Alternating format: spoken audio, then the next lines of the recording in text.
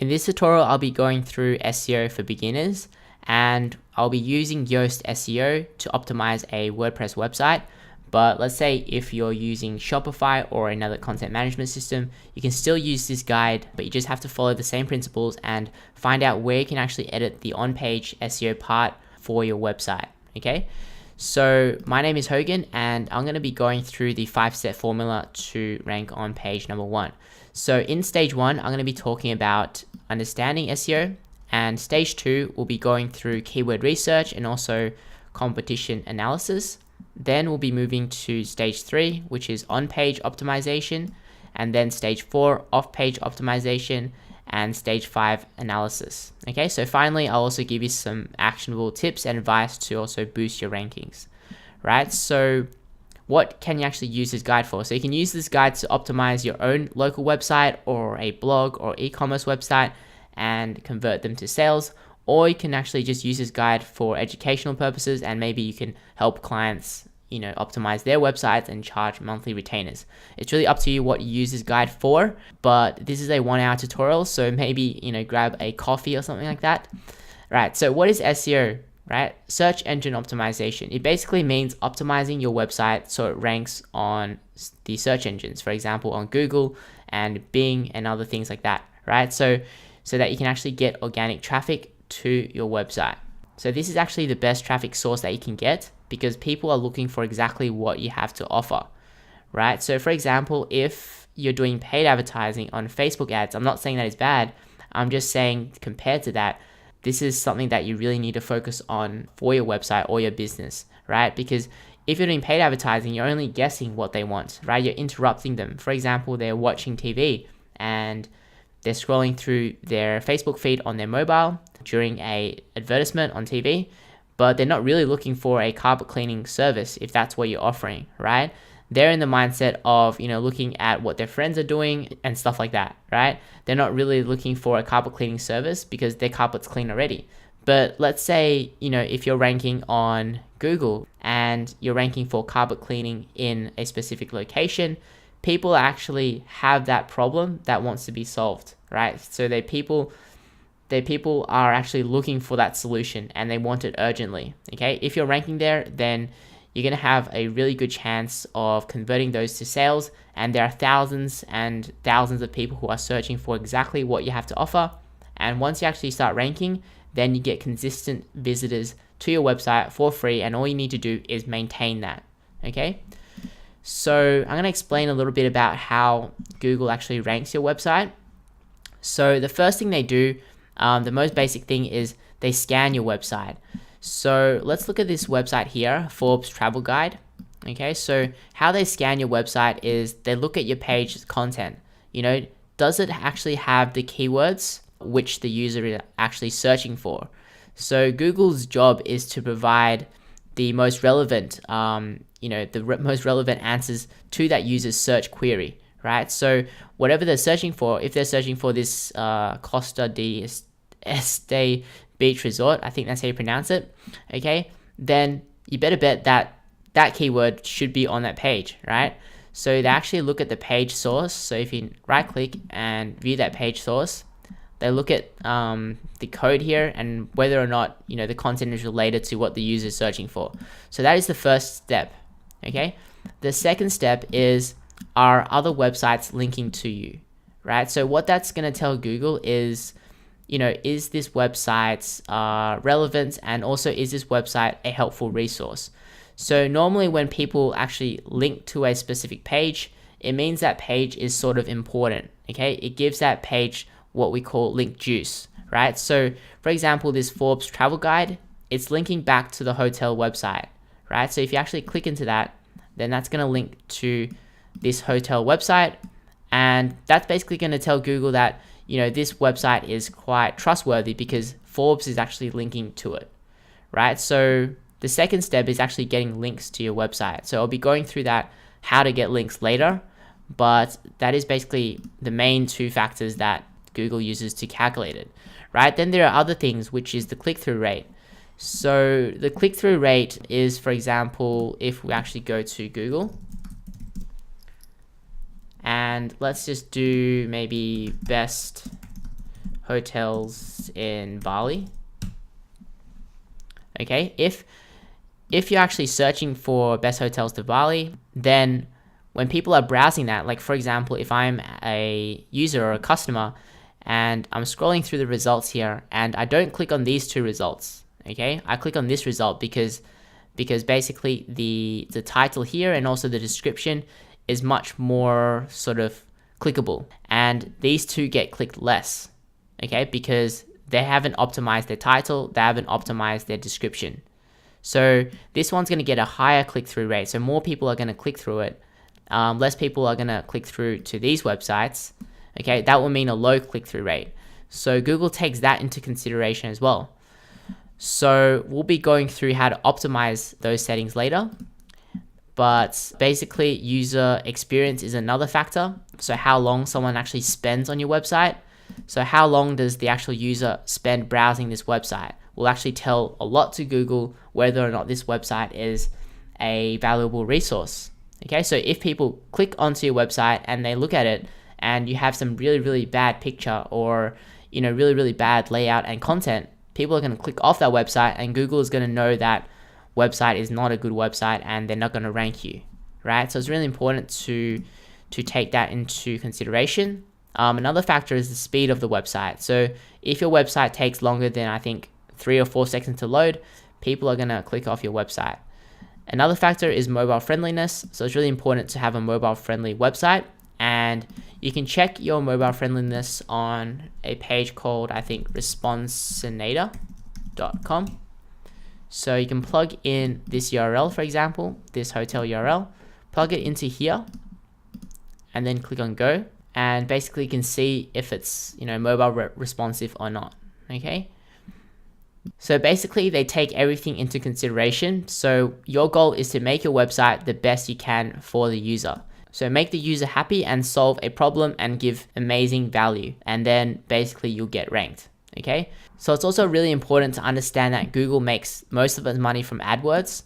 So AdWords is the ads up here. So if someone actually clicks into that ad, then the advertiser, for example, this pure brightening cleaning company, will have to pay Google. Okay, so Google makes most of the money from its search engine and AdWords. So it's really important that Google provides the best user experience when people are actually using their free search engine, so people can keep coming back to the search engine, keep using it, keep clicking on their ads. Okay, so you gotta really understand that, and if you have a bad website that doesn't provide any value, then it's not gonna rank. All right, so there's 3 different types of search queries.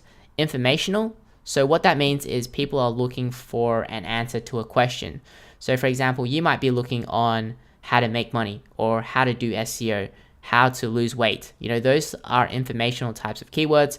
Or people might be doing earphone reviews or the best TV or best HD TV review. Those types are informational keywords. And you've also got navigational. So navigational is people know where they want to go, but they use Google as a way to navigate to that website because they might not know the domain. So for example, people might be on Google anyway, and they might be like typing in Amazon or something like that, or Amazon AWS, which is a Amazon service. For example, some people don't know the exact URL, so they're not going to type it into here, but they use the Google search to navigate to that page. All right.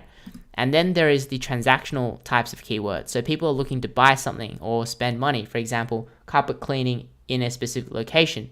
So people are looking for a service and they're really likely to buy. Or it might be for like an e-commerce store, might be for like buy shoes online or buy a specific pair of shoes online. Those are transactional. So what we're going to be focusing on is transactional and also informational. Informational is really important because you have more control over that. Because you have more creativity in terms of what content you can create, and you can target more keywords. And once you actually target those keywords and you start ranking for these keywords, which some of them are really sort of highly searched for, then you can start using that, that your blog or something like that, or that page, to go back to your shop page or to your services page. All right. So what we're going to be doing is finding keywords. So I've structured this into 3 sections: local, blog, and personal, and e-commerce. So the principles are pretty much the same, but there are some slight differences, and I want to go through different examples to help you understand a little bit better. If you don't want to go and watch specific parts, you can use the timestamps below to skip to the most relevant section, but I highly recommend watching it all because yeah, I think it's really important. So for this part of the video, I'll be going through finding keywords.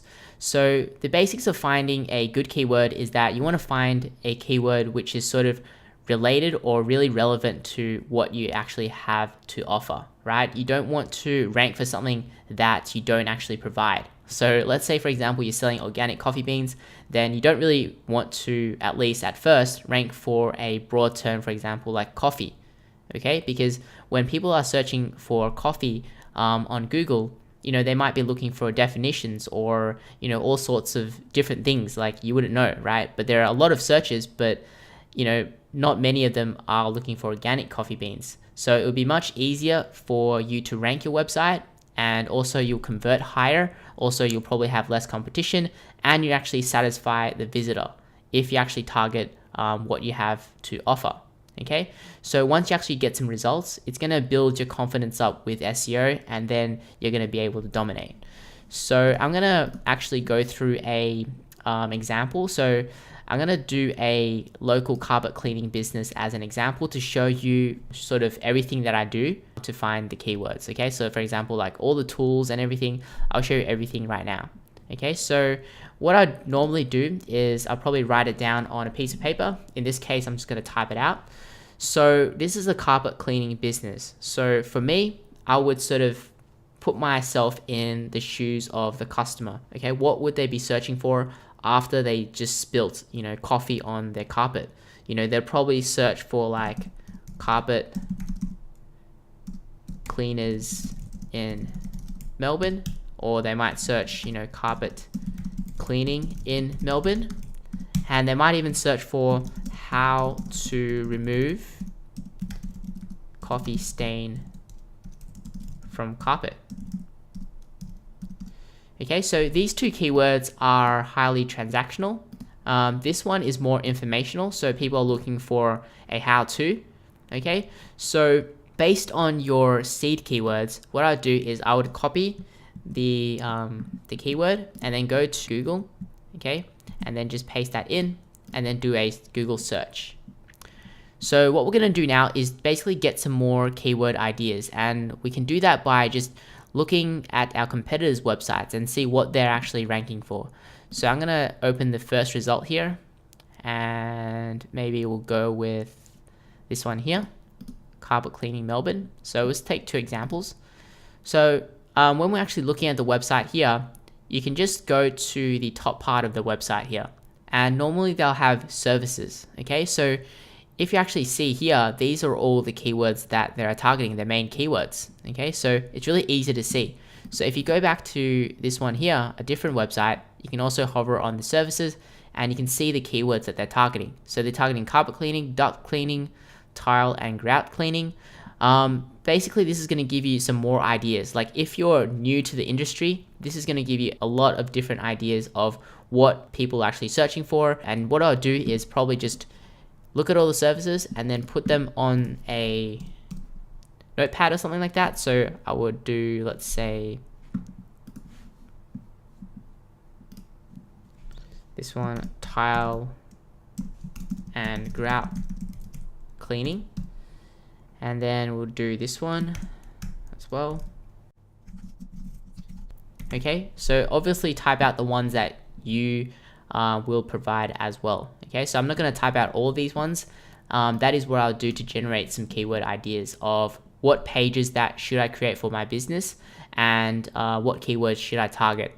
Okay, once you have those seed keywords, okay, so you should have probably like 10 to 20 different keywords based from their website here. Okay, just looking at their services. Okay, then what I'll do is go to a website called Ubersuggest. So if you go to Google and just type in Ubersuggest and click on the first result, which should take you to Neil Patel's website, and here we can enter in the keyword. So carpet cleaners in Melbourne, I would paste that into here, the keyword, and select web here. Here I'm going to select the country, so I'm going to select Australia. So I'm going to look for English and then type in Australia. Click on lookup. Okay, so that says there is a volume of 6,600. So this is by the month. So there's 6,600 people searching per month approximately. Okay, and the CPC, which means cost per click, and that's almost $10. So the cost per click is, if you actually look here, you'll see that up here on the left there is ad. Okay, so these are Google ads, and advertisers, for example, this guy here, Carpet Cleaners Melbourne, this company is advertising using Google AdWords. So if someone actually clicks on that result, then this company will have to pay Google $9.60 per click. Okay, so that almost gives you a indication of how competitive the keyword is. All right, so normally the higher the CPC, the more competitive it is. Okay, because people are paying, let's say, $10 per click. So obviously these free results here, okay, they'll be quite competitive because these are all for free. Okay, you don't have to pay Google if someone clicks into your website. So that gives you an indication of how competitive it is. So for example, if you click up here on the search volume, okay, you'll see Cheap as Chips. Okay, so Cheap as Chips is a company, and the CPC is quite low, only 58 cents. The reason why it's quite low is because Cheap as Chips, people are actually typing that into Google, but that is not a sort of a transactional keyword, right? That is a navigational keyword. So people are navigating to that website. Okay, so it wouldn't make sense for any other advertiser to be targeting that keyword, okay? Because people are looking specifically for this keyword and they're not going to click on anything else. So there's not much point, and as you can see, there is no Google ads here, right? So if we go back here, then what you'll do is you'll look at all the different keywords, okay? So what it'll do is just copy them probably to your clipboard or your notepad here, and copy down all those different ideas, like everything that is related to what you actually have to offer. So for example, end of lease cleaning Melbourne. So end of lease is basically, after you have found a new place, then you need to clean that house for the landlord before you can actually get the bond back, right? So we'll look at all the different keywords here. You might provide office cleaning. Okay, we're going to scroll down. You might provide commercial cleaning. You might just copy that down. Okay, vacate cleaning. So that is almost the same as the end of lease cleaning, right? So different people type in different stuff. Okay, so it's important to understand that. This one is bond cleaning. Okay, so these three here are pretty much the same thing, but people type it different things. Okay, so this is going to give you a lot more idea of what keywords people are searching for and what keywords you can actually create pages specifically for. So we've got here best carpet cleaning in Melbourne. So you've got some sort of modifiers, these are called, so best, right? And you've also got people typing in cheap. Okay, so you can copy down all these little keywords and things like that, and once you actually create a page, then you can actually add these keywords onto your page. So when Google scans your website, they will see that you have that content on the page, right? Like for example, affordable. Okay, scrolling down. And you might find some informational types of keywords, right? So we can search down here. For example, carpet cleaning cost. Okay, carpet cleaning cost is people want to know how much does it cost for carpet cleaning services. So what I'll do is copy that down as well. Okay, so for these types of keywords, what I'll do is I'll create blog posts for these. All right, so blog posts are sort of different from pages. These are quite similar, but it's kind of different. These ones have a set layout and they look something like this. So blog post looks something like, we scroll down here, I think these guys probably have a blog. Okay, click on the blog. And it's sort of like an article format, right? Prepare your home for the colder season. So this one is probably winter cleaning tips. Maybe that's their keyword targeting. Okay, so this is their blog post. Okay, so you would probably create a blog post which is covering how much it costs to clean the carpet. Okay, so people might be searching for this keyword, and then they might land on your page, and then they realize, okay, it's not that expensive, and then they see, oh, okay, I might hire this company. Okay, so it's sort of like, picture this, right? So for example, McDonald's, they offer, I think in Australia at least, they offer really cheap soft serve. Okay, so what they do is they put the soft serve and make it really cheap so that they attract people there. And once people are there, then they upsell people on, you know, a Happy Meal or like a Big Mac meal. The same thing with 7-Elevens. Okay, they sell $1 coffee in Australia, so they attract people there. So, you know, people go there and they might buy different stuff. For example, you know, fill up the car or whatnot. Okay, because the $1 coffee. Okay, so think of your blog section on your website. Think of it as sort of a place where you can attract people in to create that brand awareness. And once people are there, then people can see, oh, you offer that service as well. Okay, and it's highly likely that they will hire you because, you know, they realize that you're providing value and that you're an expert in what you actually do. So this does actually take some time. Okay, so this isn't like a, you know, a 1 hour thing. This probably take you like several hours to, you know, find keywords and look for the keywords and put them all on a notepad. Okay, once you actually have them in a notepad, then you should sort of organize them into, you know, what pages you want to create. All right, so if you actually draw that out, okay, this is the mind map that I created.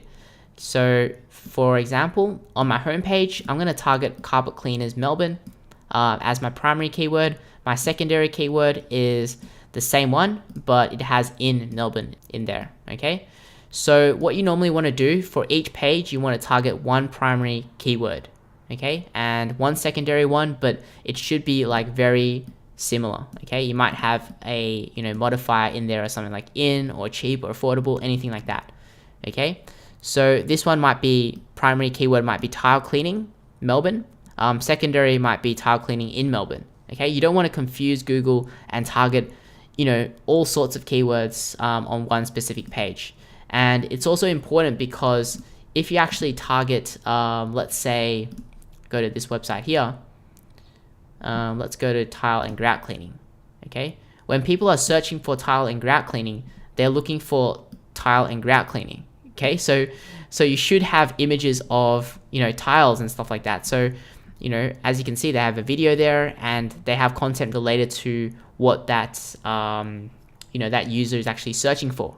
Okay, so if you target like, you know, multiple keywords on one specific page, then people are going to look at it and they're not going to be sort of attracted to it because you're all over the place. Okay, so right now, once you've actually have, you know, your list of keywords, it's time to sort of check out the competition and see whether or not you should go for that keyword or you should try and find a different variation of that keyword. Okay, so we can do that manually, and to do that manually, if you actually type in the keyword in the Google, all right, then you can scroll down and you can, the first thing that you want to see is that keyword actually in the title of the website? Okay, so this one is carpet dry cleaning Melbourne. Okay, so it has a variation of it, okay, but it's not exact. And if you scroll down here, same thing, carpet cleaning in Melbourne. Okay, so this one's carpet cleaners in Melbourne, so it's not exact, but it is a very similar variation. Scrolling down and just looking at all these ones, they're all pretty similar and they do have variations of that keyword, and to me it's sort of like a medium competitive keyword. Okay, so people do have that in their title, they do have that in their URL as well, and they do have some of the keywords in the meta description. Okay, so what we're doing now is, because Google actually scans your website and checks whether or not you have that keyword on your page, then, you know, this is one of the most important factors that you want to be looking for. Okay, then you want to be looking at inside the website, is that keyword within the content? Okay, so you do a Control F and that will bring up this window here, and then you can try and paste in your keyword. So your one was carpet cleaners in Melbourne.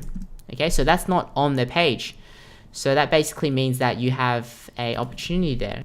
So let's search up carpet cleaners Melbourne. Okay, so that's not in there. carpet cleaners. Okay, they do have carpet cleaners in the content, but I think they're targeting carpet cleaning Melbourne. Okay, so they're targeting carpet cleaning. Let's see. All right, so that appears, I think 15 times on the website. Okay, so when Google scans a website, they'll see, okay, this website is related to carpet cleaning. And let's do Melbourne. Okay, they have one of those keywords in the page, right? And let's do Melbourne carpet cleaning. That appears 9 times, right? So they have that keyword on the page, so when Google scans it, then they know that it's related to carpet cleaning in Melbourne, right? So what you want to check for is the H1 tag. So normally it will be the title. So you would highlight that and then you click on inspect, and you'll see whether or not they've optimized the heading 1 tag to be their keyword. Okay, normally the heading 1 tag, that is their target keyword. So as you can see, their target keyword is carpet cleaning Melbourne. So we're going to close that. So this page, obviously it's medium competition. I'm going to show you a low competition keyword now so you can see the difference. All right, so if we actually go to, let's say, carpet cleaning in Cairo. I'm not quite sure if people in Egypt actually use Google actually, but this is just an example. Okay, so for example, carpet cleaning in Cairo, Egypt. If we look here, you'll see carpet cleaning within the title, and you'll also see it within the meta description. Okay, so I'm going to open that in a new tab. Carpet cleaning in Cairo, Egypt. Okay, that's good. But if you look down here, it's carpet care. And if you look in here, it doesn't have cleaning, and it doesn't even have Cairo or Egypt in there. And same, it doesn't have it for URL either. Okay, so we're going to copy that and open that in a new tab. This one doesn't have it either, so it doesn't have carpet cleaning in the title, and we're going to open that as well. Okay, so this will give you an indication of basically how competitive it is based on just the title itself. So this one is talking about pest control Egypt, so it's got nothing to do with carpet cleaning, right? Or maybe it does, but they're targeting pest control on this page.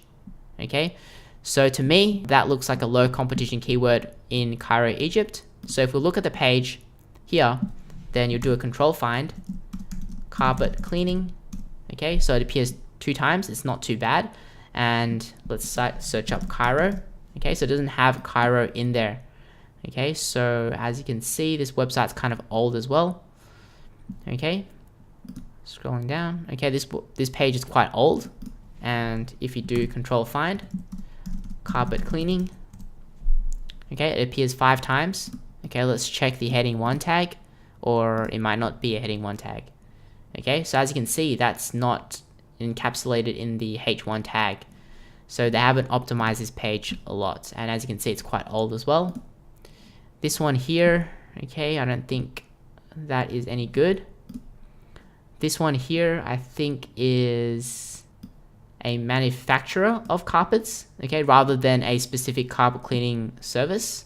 I think they might have it, but they haven't really optimized their page. So if you do highlight this, which might be the title, let's see. Okay, so that's the heading 1 tag. They haven't optimized it.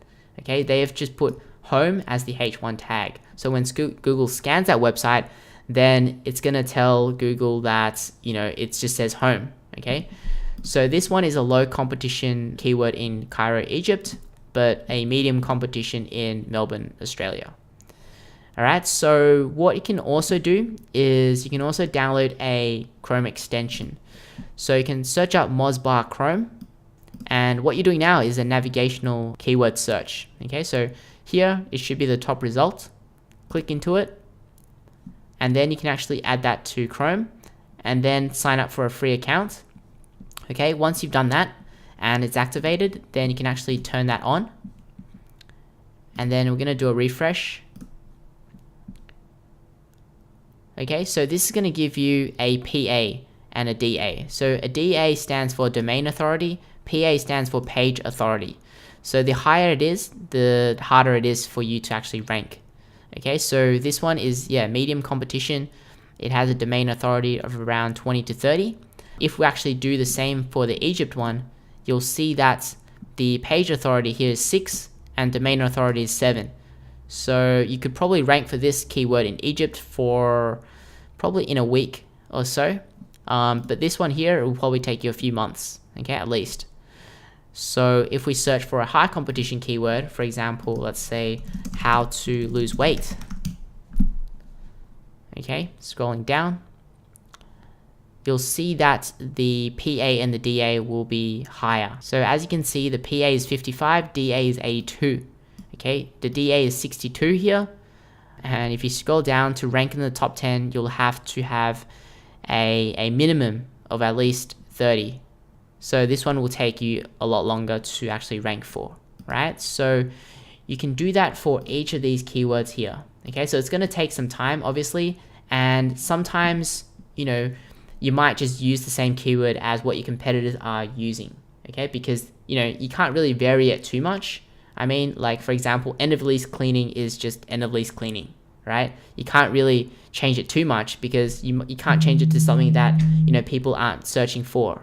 So basically, I know this is sort of a lot to take in because for me, explaining it, it's already a lot. So if you're a beginner, then all you really need to do is find keywords which, are related to your business, and then just sort of draw it out in like a mind map. Okay, so for example, pick the keywords that you want to target for your homepage. Just pick one main keyword and one secondary keyword, and then you'll create separate pages that target all the other keywords. Okay, so one primary keyword, and then you'll have a secondary keyword. All right, and when you're actually looking on, let's say the Uber Suggest website, right, you might pick, informational types of keywords. You might see, let's just search up, let's say carpet cleaning, right? And if you do a lookup, okay, so I've searched up carpet cleaning, and I'm gonna click on this to show the keywords which have the most search volume, right? So we're gonna scroll down here and we'll find some informational types of keywords. Let's see. Okay, so how to clean carpet. Okay, so this one has 1,000 searches. So if you see keywords like that, I'll write that down as well into your notepad, okay, to create blog posts related to that keyword. Because, if you're targeting these keywords, it's not going to be an instant thing, okay? Just because you have content related to this thing, it's still going to take you a few months, especially if it's a medium sort of competitive keyword. Then what I recommend you do is to actually write blog posts. It's like 7 best ways to clean carpet, or how to steam clean carpet, how to remove carpet stains. Create like really, really good content to actually help people solve this problem.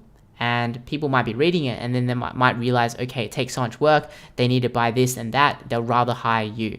Okay, so you've got more control over informational types of keywords, because you can definitely be a lot more creative in the ways, in the keywords that you can actually target, and people are more likely to link to this type of content.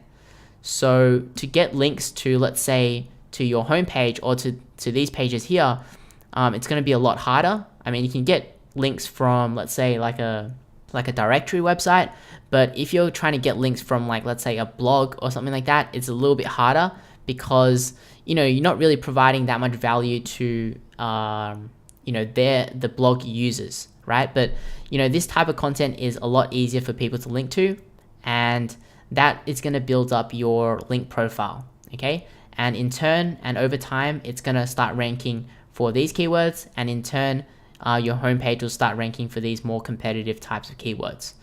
Okay, so I know this is a lot to take in, but you can rewatch this part again. Hopefully it sort of helped you out in actually giving you some more ideas on how to find keywords. So there's also another thing that I really want to show you. So below this video, there is a 7-day free trial for SEMrush. So it's an SEO software to basically help you speed up the process of finding keywords and also finding backlinks, okay? So before, you're sort of digging a hole with your own hands. That was a manual method, and it's good to understand it. But if you actually use the software, it's sort of like using a machine to dig a hole. So it's going to be a lot quicker and a lot easier for you, right? If we actually put in a URL, so for example, this is our competitor's URL, and you can click on search, and make sure you select the country that you are targeting. This is going to give you a overview here, but what we want to look at is the top organic keywords. So it actually gives you a full report on what keywords your competitors are ranking for, and also it's going to give you, the volume, and also it's going to give you the keyword difficulty. Okay, so as you can see, it's about 51, which is probably like a medium keyword, and it's going to tell you how much traffic they're actually getting. Okay, so this is probably the main keyword here. As you can see, it's number 1, and 53% of their traffic to the website is this keyword here. Okay, and then you can check out, what other keywords they're targeting, and this is going to give you a whole, new set of keywords that you can actually add in for your current content as well. So you can start ranking for these sort of lower searched phrases. For example, this one, carpet cleaning prices, it's got 260 searches per month. So you can actually include prices in the actual content of that page. Okay, so you might start ranking for these keywords as well. Okay, so you can use that and research it. Okay, so it's going to be a lot quicker, and you can also filter it as well. So you can use include and exclude for the keywords, and also you can search by the volume and stuff like that as well. All right, so what you can also do is you can click on the backlink section here, and it's going to tell you which links are linking to the website. So click on the backlinks tab up here. All right, so it's going to show you that, okay, this website here has gotten a link from findtolocal.com, which I think should be a local listing. So I'm going to try and click on that, see if it pops up. Okay, so it's a local listing website, which you can basically register for free. I'm pretty sure these ones are for free. And then you can include your details, include your URL, and then you have a backlink already. So you don't have to go around searching for, where can you find links. You can just see, which links your competitors are ranking for. Do this for maybe the top 10 results, and, start building up your link profile. And once you have more links, and you have good content, then it's highly likely that you're going to rank higher than these people. So this is a really, really cool tool, and I'll probably be going through this a little bit later in the video. Okay, so make sure you use the 7-day free trial to check out the keywords, and also check out all the places where your competitors have got the links from. All right, so right now what I'm going to do is go through some blog examples. Okay, so I'm going to show you how to do research for your blog, and then I'll go through how to do research for your e-commerce store, and then we'll start doing on-page SEO. All right, so now I'm going to go through keyword research for bloggers, or you might have a personal blog, travel blog, anything like that. I'm going to go through that. So I'm going to assume that you want to start blogging full-time and you want to start making money from your blog. So how are we going to do that? So there are several ways to actually monetize a blog. The first one is by affiliate links. So signing up for affiliate programs. So basically you're promoting someone else's product and you get a commission. That is the most recommended one for beginners, because you don't have to have any experience at all. You can just write about your experience. You can write about your experience with a product or a place or anything like that. You don't need to be an expert at whatever it is. As long as you know more than what other people know, then you can write about it and you can educate people, right? Then the second way is to do some freelance work. So as you actually build up audience or traffic to your website, you can start providing freelance work, or you might have a agency, or you might have a tour or different services. You can promote that, and then you can actually create ebooks, right? So you can create ebooks and courses. For example, if you actually start making money from your blog, then you can actually show people how to actually make money from their blog. Right, so for example, makingsenseofsense.com, they make money from helping people save, and they actually have a section where they show their income reports. So as you can see, they've made over $100,000 in the month of June just from blogging, right? So they show you how they make a blog, and by doing that, they can promote other more lucrative sort of affiliate programs and make more money. Okay, so that's an idea that you can do. And also, if you're popular, then you might want to sell your physical products or anything like that as well, like t-shirts or whatever that's related to your blog. Okay, if you're more technical, you can also sell software. So, more technical people, they might create a software which helps their audience as well. Then you can do that as well. Okay, so I'm gonna actually take a travel blogger as an example. All right, so if you're a travel blogger, what I'll do first is I would just go to Google and type in some keywords or things that you want to write about, that you have experience in. For example, if you have been to Bali, then you want to blog about Bali, all right? You don't write about sort of things like what I did in Bali, you know what I mean? Because people aren't going to search what I did in Bali, right? Because like if you actually copy that keyword and if you actually go to Uber Suggest and you plug that into here and you click on look up, then you can see how many searches it gets in the United States on Google.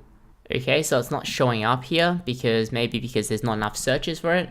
The reason why there's not enough searches for it is because people actually search for, they want to know what they can do in Bali. So you would do blog post on basically like top hotels in Bali, because that's what people are going to search in, or best hotels, anything like that, or maybe like what to do in Bali, because that's what people are actually searching for.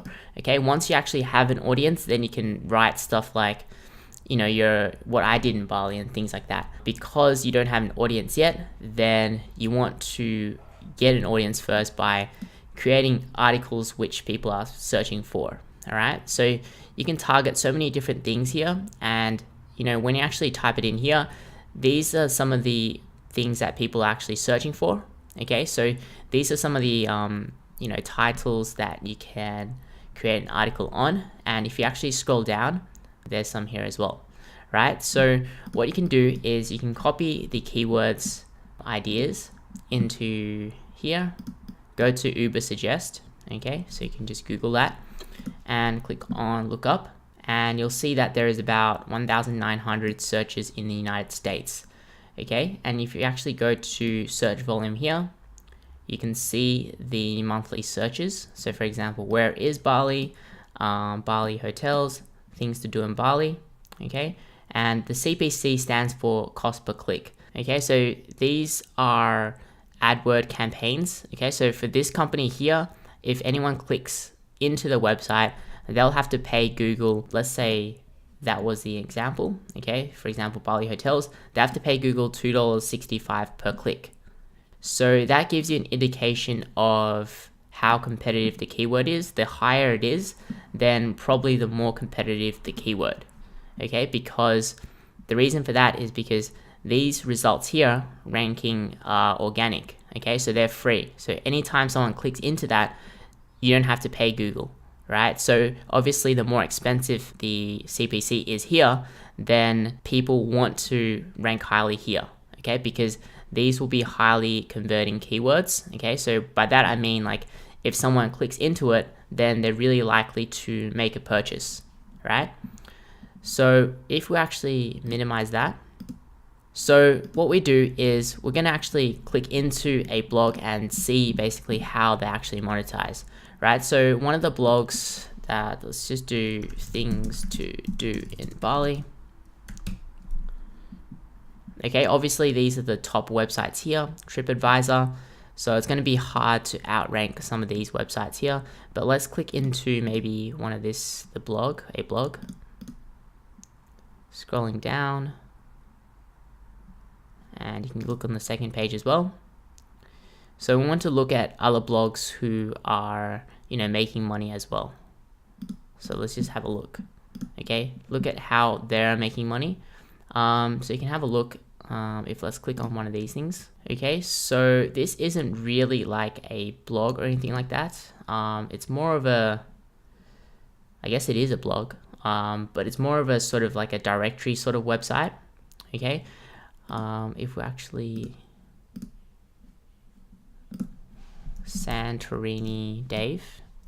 Okay, so this is a good blog that you can get some inspiration from. Okay, so as you can see, he's got travel guides for all sorts of different locations, guides for different hotels as well, right?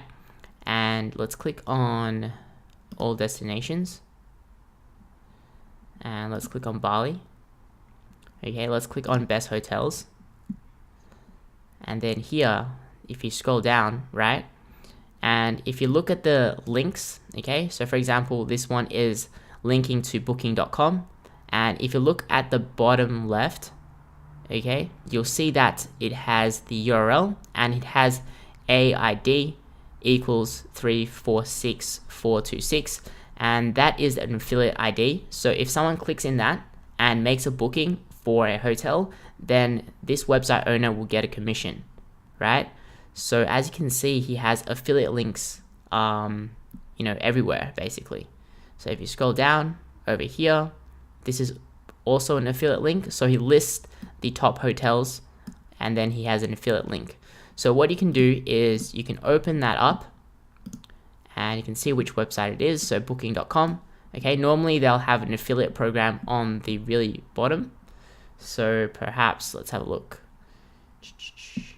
Okay, if they don't show it here, or what you can do is you can do booking.com and then type in affiliate program. Okay, and here you can actually sign up for the affiliate program. Okay, so that is the first thing to do. You can check out your competitors first and see how they're making money. For example, this guy, the points guy. And you can also look up here. So normally some blogs they'll have a resources page, and normally on the resources page they'll have all sorts of resources, and if people click into it and buy that resource, then they'll get a commission as well. So for example, this one here, if you click on top cards, then you'll know that they make a lot of commission from promoting these travel cards. Okay, so you can look into these cards and see if they offer an affiliate program and sign up for it, and then you can create content for let's say guides and stuff like that, and then you could have promoting basically these cards. Okay, so if we actually go here and if you actually promote more luxury products and destinations, like the more expensive the hotel per night, you're gonna get more commission. Okay, so some of the hotels, they might be cheaper or budget hotels, but they might have more volume. So if you target those ones, you might not make as much money, but it might actually make up for that in terms of how many people actually search for that. So less people are going to search for luxury products, but the cost of the luxury product is going to be higher, and if you times that by 10%, you're going to make more money. Okay, so for example, the keywords that we can write down here, like for example, what to do in Bali. Okay, things to do in Bali.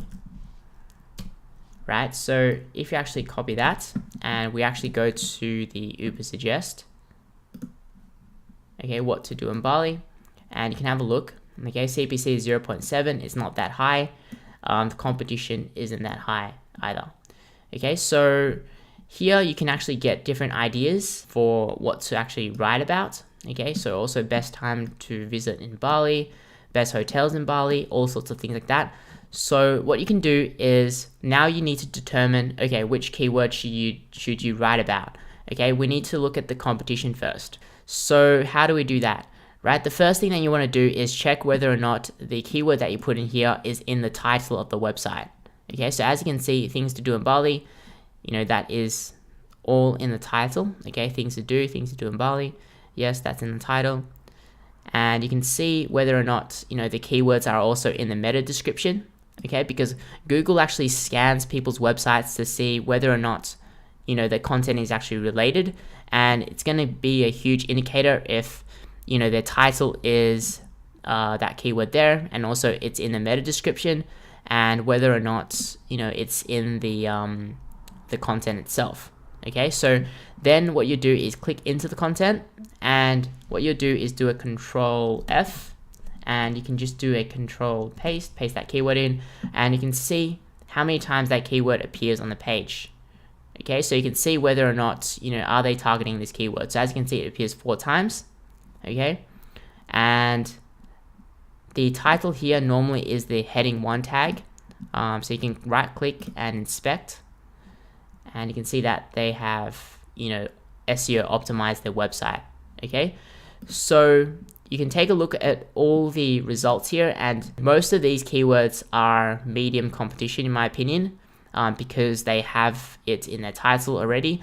So let's say, for example, you do a random search. All right, let's do maybe things to do in Bali with friends. Scroll down and Control F, paste that in with friends. Okay, so you can look at whether or not with friends actually appears in the title or within the meta description.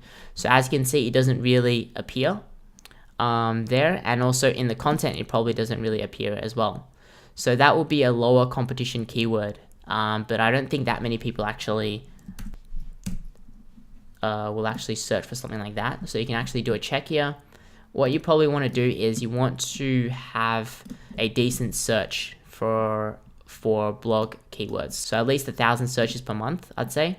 So things to do in Bali with friends. Okay, so only 10 searches for the United States. So worldwide is probably going to be maybe 100 searches. Not many people are searching for it. It's quite a low competition keyword. So that's going to be quicker for you to actually rank on Google. So what we're going to do is copy this keyword here. Okay, copy that to your clipboard and go to a website called semrush.com. So I have a link down below which gives you a 7-day free trial. You don't need your credit card, I don't think so. And you can sign up for that, and you can go to this homepage here. Okay, click on dashboard, and with this tool, it's going to speed up the process of finding keywords. Because what you can basically do is, if you actually click on the keyword analytics, keyword difficulty, and you can paste in the keyword that you think that you want to write something about, things to do in Bali, you can click on show difficulty.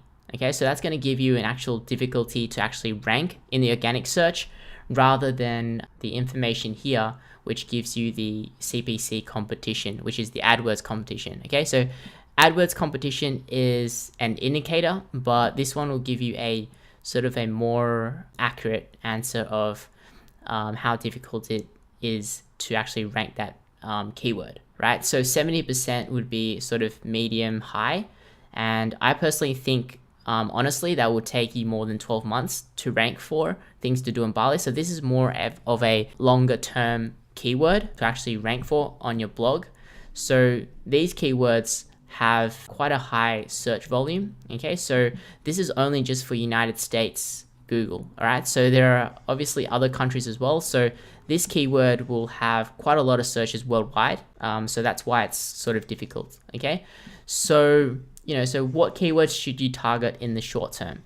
So in the short term, I personally recommend you do maybe review types of keywords, or maybe sometimes there might be like a new product and then you can do a new product review. Okay, because sometimes if a new product just came out and there's a lot of hype around that product and not many people have content ready, okay, you can be the first one to actually create that content.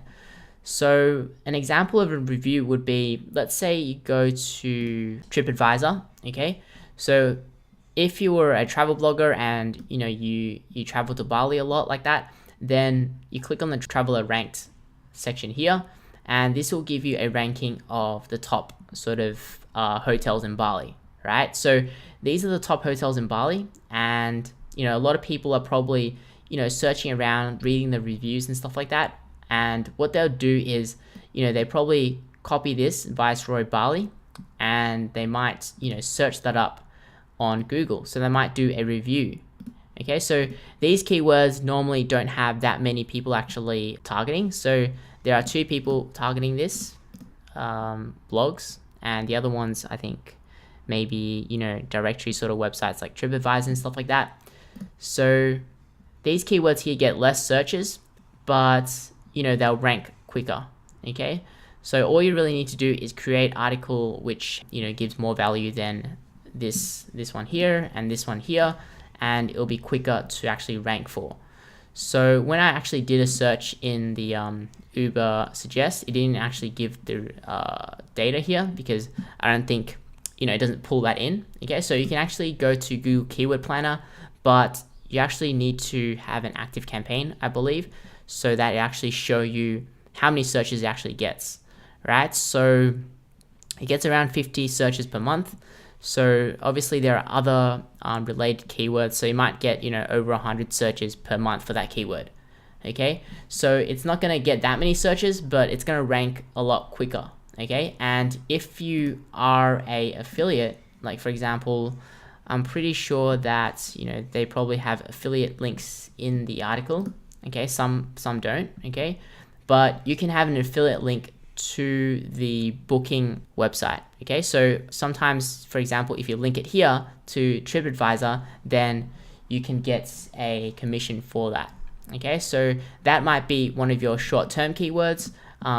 So basically you would write that down. Personally, if I was like blogging about Bali or a travel blogger, I'll have short-term keywords, medium-term, and longer-term keywords. So normally when you're actually blogging, it's sort of like when you're sort of like planting the seed, okay? And it's going to take a while for that, plant or those fruits to actually grow, okay? So if you actually put in Santorini Dave here, I want to delete that, okay? Just have it like that. And I'm going to do a domain overview. Okay, I'm going to select USA Google for that.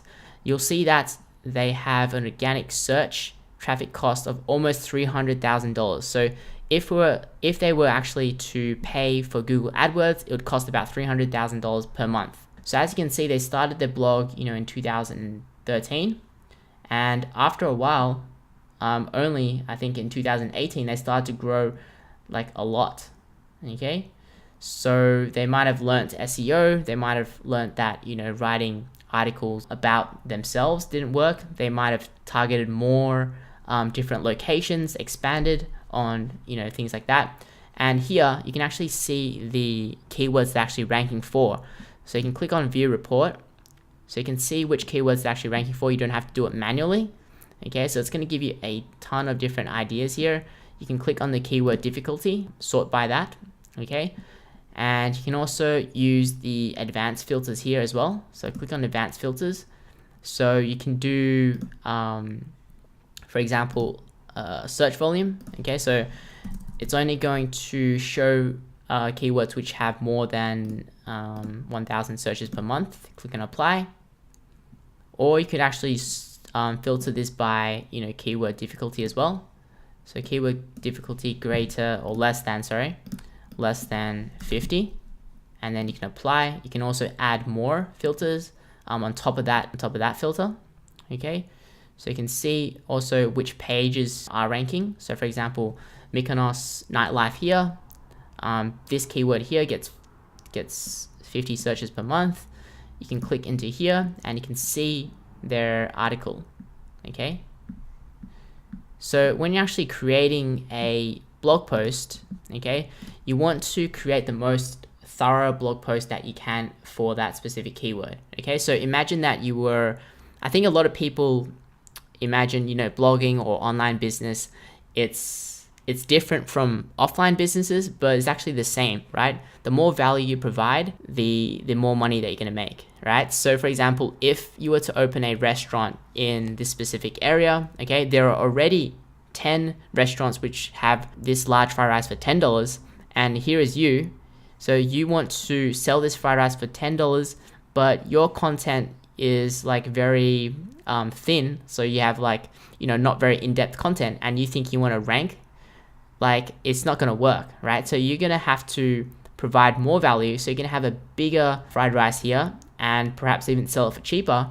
Then people will actually start recommending that restaurant. It's the same thing with online with your blog post, right? If you provide more value in your blog post, then other bloggers will actually link to you, and then you'll actually have more backlinks to your website, and then you'll start ranking for your blog, right? So you definitely want to create more value in terms of your blog post and things like that. For me personally, for each blog post, I would target sort of 1 primary keyword. So let's just say I'm going to target this as a long-term keyword, right? So for example, things to do in Bali. This is going to be my primary keyword.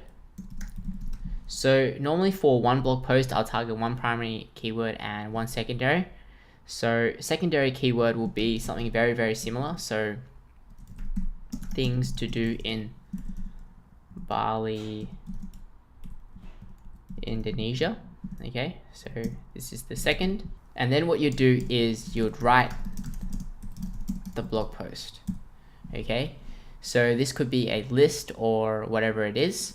And then you can go to the Uber suggest, and then you can do, oops, let's do a refresh here.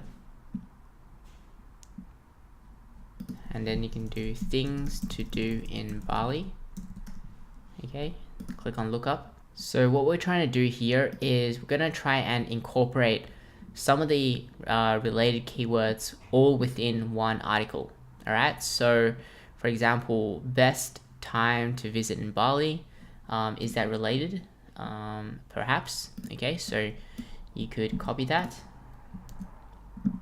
For example, things to do in Bali, so best beaches.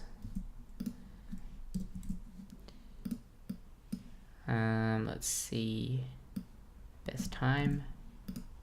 Okay, some of these ones can be actually individual blog posts as well, but some of them you can actually incorporate within the article. So they're going to start ranking in Google long term. Okay, so for example, best things to do in Bali, right? So if you're writing about things to do in Bali, you can include the keyword best within your article. Okay, so when Google, when someone does a Google search for best thing to do in Bali, you're more likely to start ranking for this keyword as well, because you've got best within your article, right? So let's have a look here. Best places in Bali. Okay, so for example, you would include places in Bali. Okay, you don't have to include it like sort of, you don't have to force it, you know what I mean? So basically, once you write your article, you can see where you can actually fit these things in if you don't have them already, right? So for example, imagine this, when you're writing a blog post, imagine that is the actual, let's say you're cooking pasta or something like that, right? So you cook the pasta first, and then you actually, add the seasoning, like the salt and the pepper. Okay, so imagine this as the salt and the pepper. You just want to add a little bit, okay, where it's natural. If you add too much, then it's going to be too salty. But for search engines, if you add too much, you're going to be over optimizing it, and it's not going to look good for people to actually read, okay? And you want to create content for the user, okay, not for search engines. So Google actually states that somewhere, but I'm not going to show you right now. So, list all these things here, must do in Bali, things like that. And you can incorporate it within this one blog post. Okay, so you can cover all these different keywords, and over time, for example, you'll be ranking for all these random keywords, as you can see, Santorini Dave does. So right now I'm going to go through e-commerce SEO. So e-commerce SEO, I think, is normally more competitive because you're targeting buyer keywords. And when you're actually doing e-commerce research and any keyword research, it's not really black and white. It's more gray, and you can sort of adjust it to what you need and what you actually sell, and how you actually want to position your business and things like that. So I'm just going to take an example. For example, I wanted to start a iPhone, anything with iPhone accessories. So I'm just going to do some research for iPhone accessories and see the landscape and see what I can actually do, see which keywords that I actually want to target by looking at the metrics. So maybe you can get some ideas on how to do yours as well, right? So I want to sell iPhone accessories, and this is probably the first thing that I would want to search up on Google. So I'll do iPhone accessories because I want to look at what are my competitors doing for the keywords for their category pages, homepage, also their product pages, right? So I want to look at what they're currently selling and seeing what the opportunity is, okay? Because you know, if you just go into a niche when you're brand new, into a niche where a lot of people are already dominating, then maybe you can find something that, you know, not many people are selling, but there is decent search volume, and then you can focus in on, let's say, iPhone cases might be a fairly, you know, saturated niche where there's a lot of competitors, but, you know, we can maybe find something else which has to do with iPhone accessories or some kind of accessories for your phone, and we can see, you know, what we can actually target for the short term for ranking, and maybe, you know, for the long term you can start ranking for iPhone cases. All right, so, you know, I'll just look through everything here. Like, for example, I would jot down everything. I'll open up a text pad. Let's just change the size.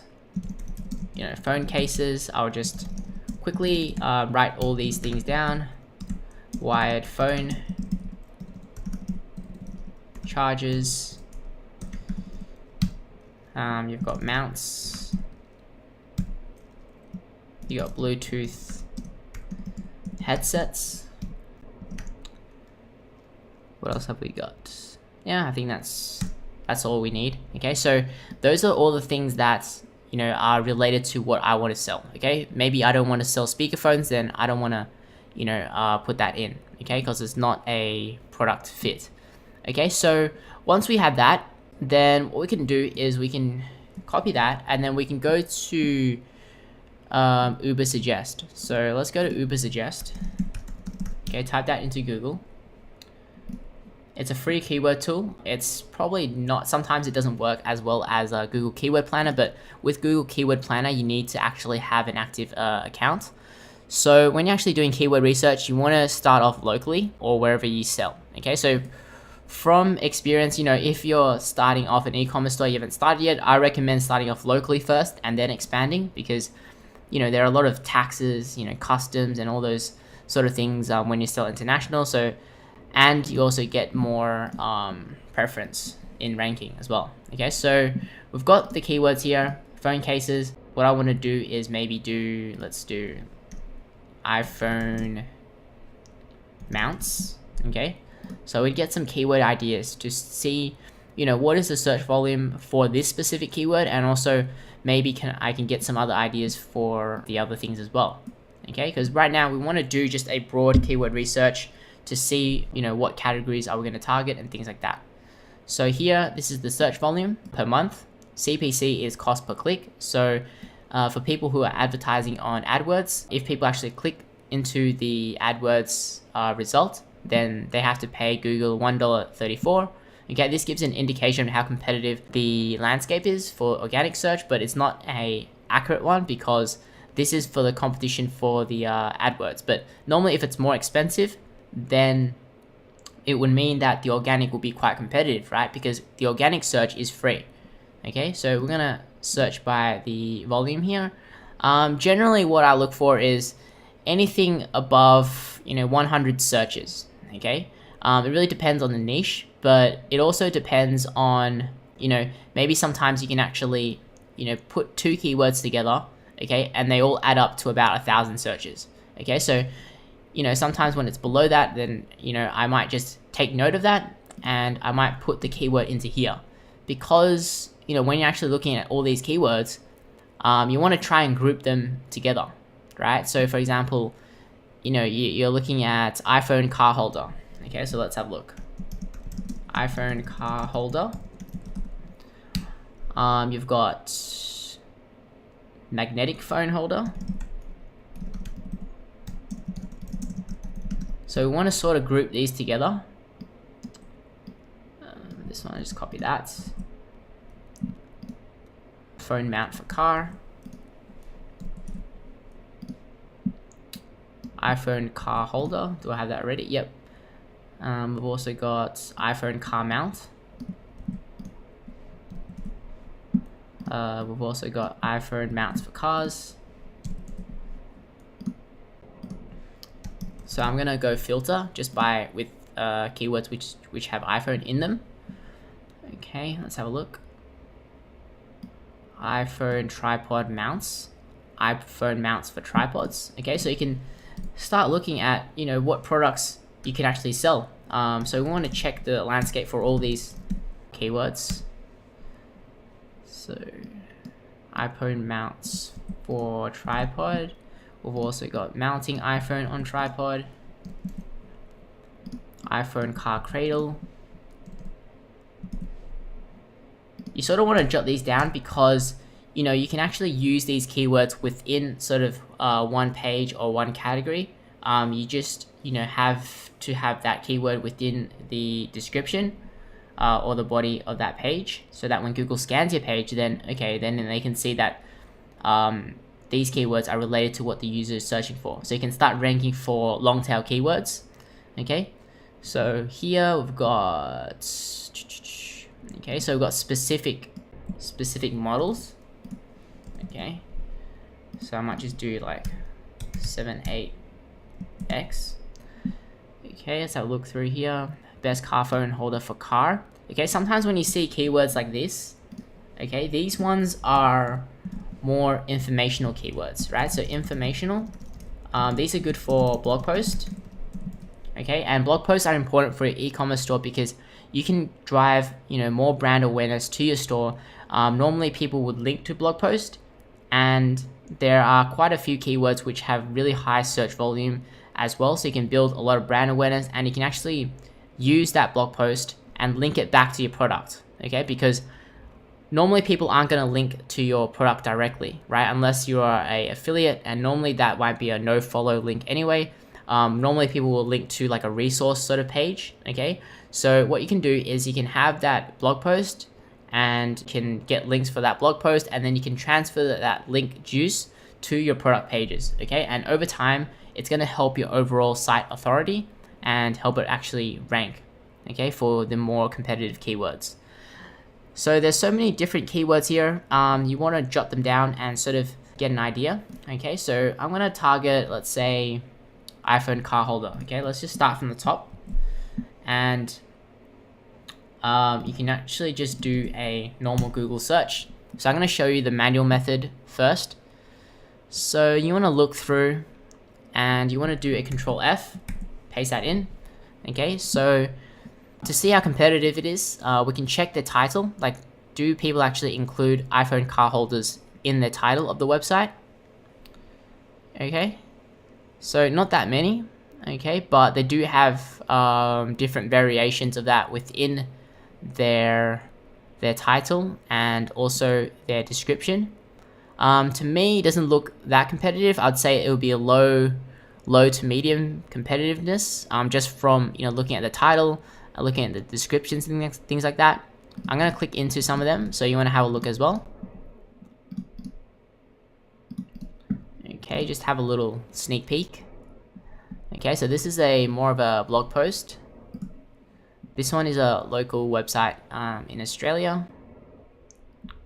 Okay, doesn't look too bad. Okay, this one looks pretty good, which I really like. So I'm gonna save this URL here. Okay, so when you're actually doing keyword research, it's more of a overall research as well. You want to look at the strategy as well, and get inspiration. Okay, so I'm gonna look through here. Okay, it's an eBay page, and if you actually look at the eBay listings, like, it can also give you some ideas of what keywords to target as well, like magnets, car holder mounts. Okay, and here, this one is a bit all over the place, but it's not like an eBay type of website, so I'm gonna copy that down as well. All right, so what you can also do is download the Mozbar and create a free account, and that's going to give you the page authority and also domain authority of each page. Okay, so you can actually look through. Normally I like to look for page authority of around 30 or so, domain authority around 30 or so. Okay, so these ones are all quite high, but this one here is quite low. Okay, 18. Okay, so that gives me some idea of whether or not I can rank that or not, but it does have a few backlinks to that page. Okay, so my guess is that this one is a bit new, this website. These ones are quite old. Okay, page authority of 30. Okay, so it does look, I say, medium competition, I'd say. Okay, just from the look of it. So this might be a potential keyword to target, right? So what you can also do is go to a website called SMrush. I have a link down below, and that gives you a 7-day free trial, so sign up for that. So we've got some competitors' websites here as well. So we get the competitors' website, and we can actually plug it into here. You want to delete the front section like that, okay, and the dot. Click on search. So what's good about this is you get all the keywords that your competitors are actually ranking for, and you'll actually get the keywords which is bringing them the traffic. Okay, so you want to search for local. Okay, so for example, I'm in Australia, and you want to scroll down to the top organic keyword section.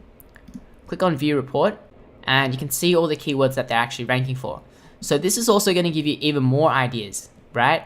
So they're ranking for iPad stand, so I'm going to jot them down. Okay, so this is like a really broad research phase. So iPad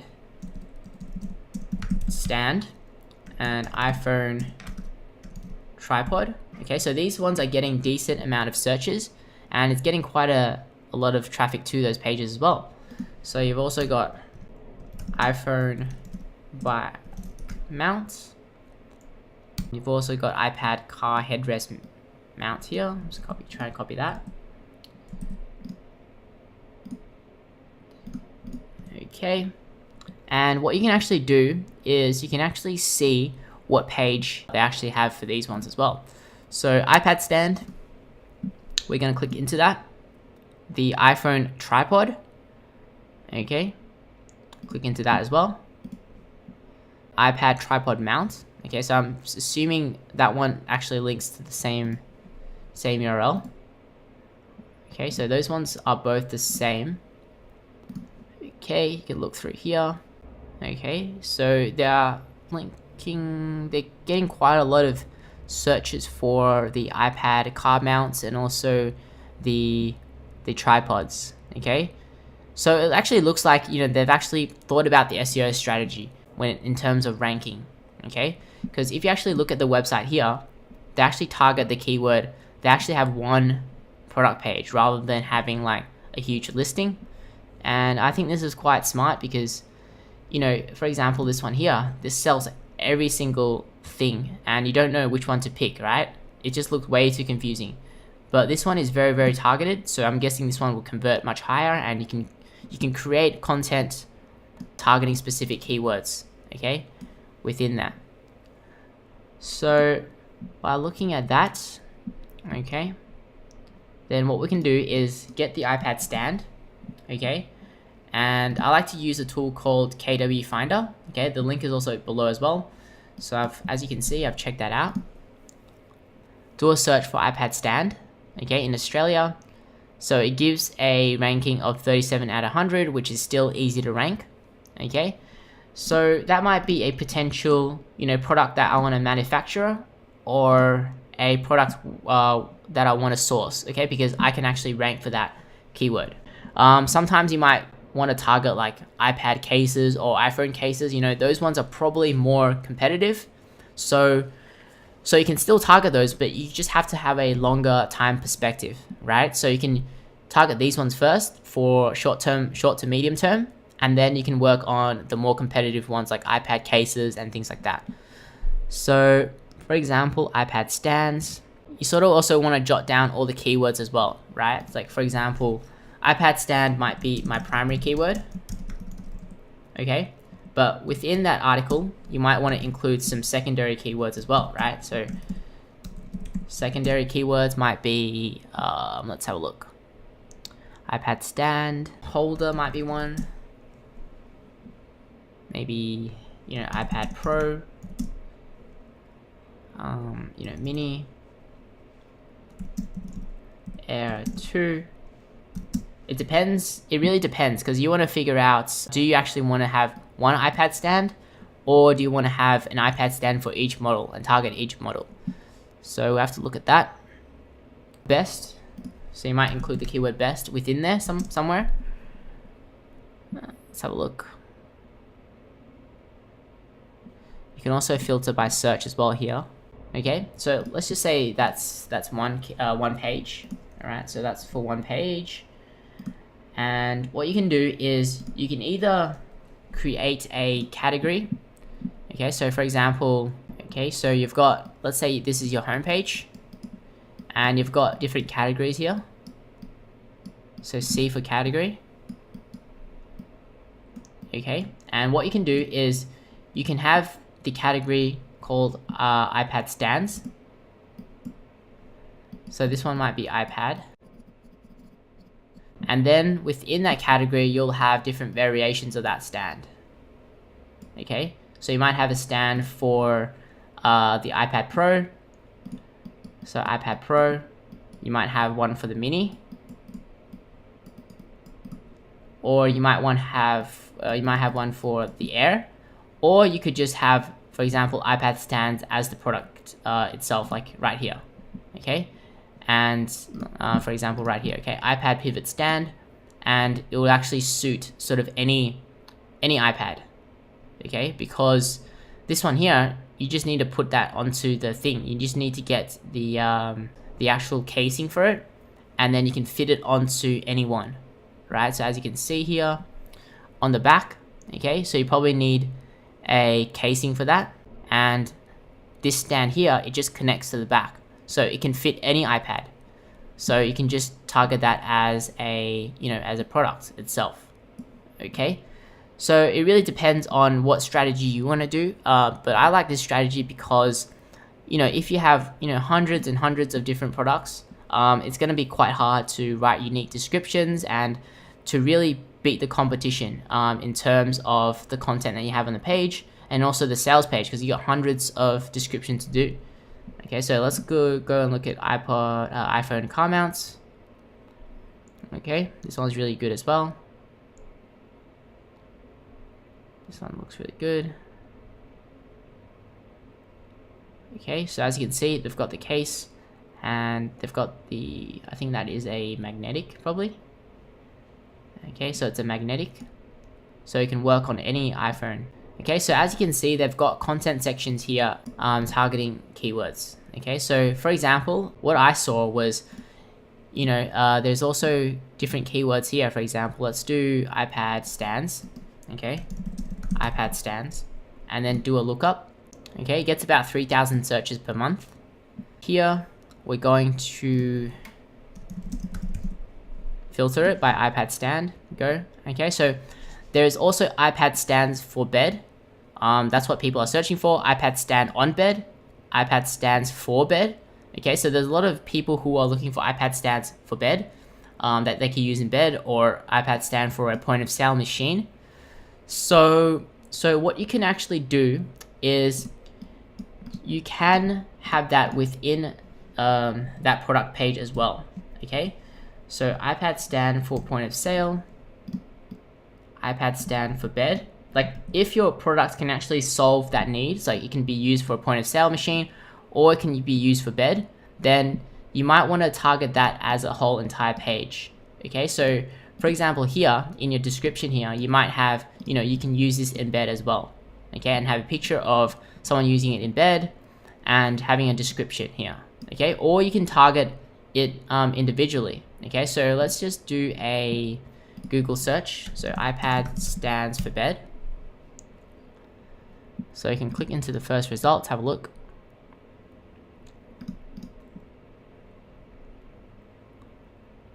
Okay, I'm going to check the competitiveness for this keyword. Give it a little search. Okay, so it's a little bit harder. iPad holder for bed. Let's do the search volume here. Let's have a look. Okay, so it's still possible based on the results here. So a lot of Amazon listings. Okay, so I think it's still possible. Kindle holder for bed. Watch iPad in bed. Table mount for bed. All these are really important for long tail keyword searches. Okay, so you might want to jot down whatever is relevant to what product you're selling, because when you're writing a description, you can include that within there because it's going to start ranking for those keywords as well. Okay, so let's do a iPod stands for point of sale. Do a quick little search. Okay, so this one's a little bit easier. So let's do iPad stand for point of sale. Okay, so that looks easy to do. Okay, so this one probably doesn't have that many searches. Let's have a look. See if it actually gives a number here. If not, you might want to check out Google AdWords keyword planner. Okay, so about 170 searches per month. That's not too bad. Maybe you could have a look here. I'm gonna filter it by point of sale. Go. Okay, so iPad point of sale system, iPad stand for point of sale. Let's have a look. Okay, iPod stand for point of sale. Okay, this one here. So that might be the primary. You might have a secondary keyword, iPad point of sale holder. Okay, if you add all these up, it might come up to quite a few hundred searches per month. So it might be worth, creating a specific product for point of sales. Okay, iPad mini point of sale. So that might be a keyword as well. iPad stands for point of sale. Okay, and then you might have one iPad stands for bed. Okay, so let's do this in here. Let's find some secondary keywords for this. Plug it into there. So it does take some time to actually, think and research. You sort of have to dig through the data and sort of use your common sense of what you can actually do and what strategies you can actually use. iPod stands for bed. That's not too bad. 200 searches. And let's just do filter by results. Click on go. So we've got iPod stands for bed. We've also got iPad holder for bed. This one's a little bit more searches. Okay, so it's going to put it into here. Do a little search. Okay, so probably a little bit more competitive than iPod stand for bed because it does get more searches as well. So we're going to go back here. So iPod stand and iPod stands. Tablet holder for bed. Okay, you might want to jot that down as well because you might include, tablet within the article, within the description, sorry. iPad bed stand, Australia. Okay, that's not too bad. You might include Australia. Like you might be like, okay, we're an Australian-based company and things like that. iPod holder for bed. Tablet stand for bed. Okay, so these are all important. Okay, so people are searching for, watching movies in bed. So this is going to give you an idea of the sort of description that you want to write. Okay, so you might have someone watching a movie or Netflix in bed using the iPad stand. Okay, because this is what people want to do with it. Okay, so that's an important thing to note. We can actually look for, for bed or sofa. Okay, so you can also include sofa in there. Like you can tell them that, okay, not only you can use it for bed, but you can also use it on the sofa as well. Let's see. Flexible tablet holder for bed. Yeah, so hopefully you get an idea of, reading as well. So reading in bed, so that's what they want to do. Okay, hopefully you get an idea of how to do that research. And for example, I started from very broad, iPhone accessories, and then I started getting a little bit more in depth. Okay, then I sort of found out, okay, these are some of the competitors or some competitors which I really like, which are similar size to me, because I'm not going to try and compete with Amazon, right? So now I found, 3 different keywords which I sort of want to target. iPad stands for point of sale, iPad stands for bed. So maybe I might create a specific category for this, like iPad stands, and then I have a specific product for each, use, because for bed, it's a little bit different, so you might want to, like, for example, let's do iPad stand for bed, it's sort of like that, connected, but normally a point of sale is normally connected just to the table, okay? So they're different products. If we actually draw it out, okay, iPad stands, we've got iPad stands for bed. You can rub this out. This one is for point of sale, like that. And then you could have different categories here as well, okay? So this one might be, you know, iPhone car mounts. You know, you might have that as one product which can be suited for all iPhones, okay? Or you can have iPhone car mounts as the category, and then you can have specific ones for each model, okay? So iPhone car mounts, you might have ones which just connect to the vent of the air vent, and you might have one that connects to the window, okay? You might have some kind of rotatable 360 rotatable one. Okay, something like that. Okay, so that is pretty much how I do keyword research. I used Suggest, okay, as sort of expanding my ideas and also looking for long tail keywords. So this tool is for free, and then I also use KW Finder to check the keyword difficulty. I think this one is the best to use. It's like very easy to understand. Okay, so as you can see here, and you can actually click into each one and it'll take you to the page so you can see, you know, whether or not you can beat it or not. Sometimes, you know, a lot of the times that you might have competitors which are targeting the same keywords, that's fine. Just have a longer time horizon for it, all right? So SEMrush, which is this one here, this one is really good to actually look at a competitor which is bigger than you, but like not too big like Amazon or something like that, and you can actually see which keywords are working for them and how they've created their and structured their pages. So it's going to give you a really, really good idea. And for example, this one here is a bit messy. You know, if you look at it, it's just all over the place. I'm not sure if maybe they're trying to target, you know, like different keywords for each different product, but for me, it's just way too hard to actually pick a product. Okay, so I don't like that one. And what you can actually do is you can click on competitors. Okay, you can see what competitors they have. Okay, so these are some similar competitors. So for example, they have Acron. I'm not quite sure what that one is. So you can click into these ones and, you know, have a look at what keywords these people are ranking for. Okay, so acron.com, let's just do a quick little look. So you might find competitors which you didn't really even know existed. Okay, so this one is Rockform. I think these ones might be quite new. And normally up here, you'll find the really good category keywords to target, because you want to target things which people are actually searching for.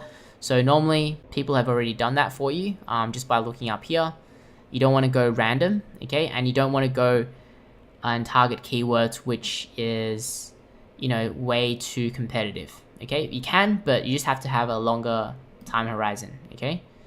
So let's have a look.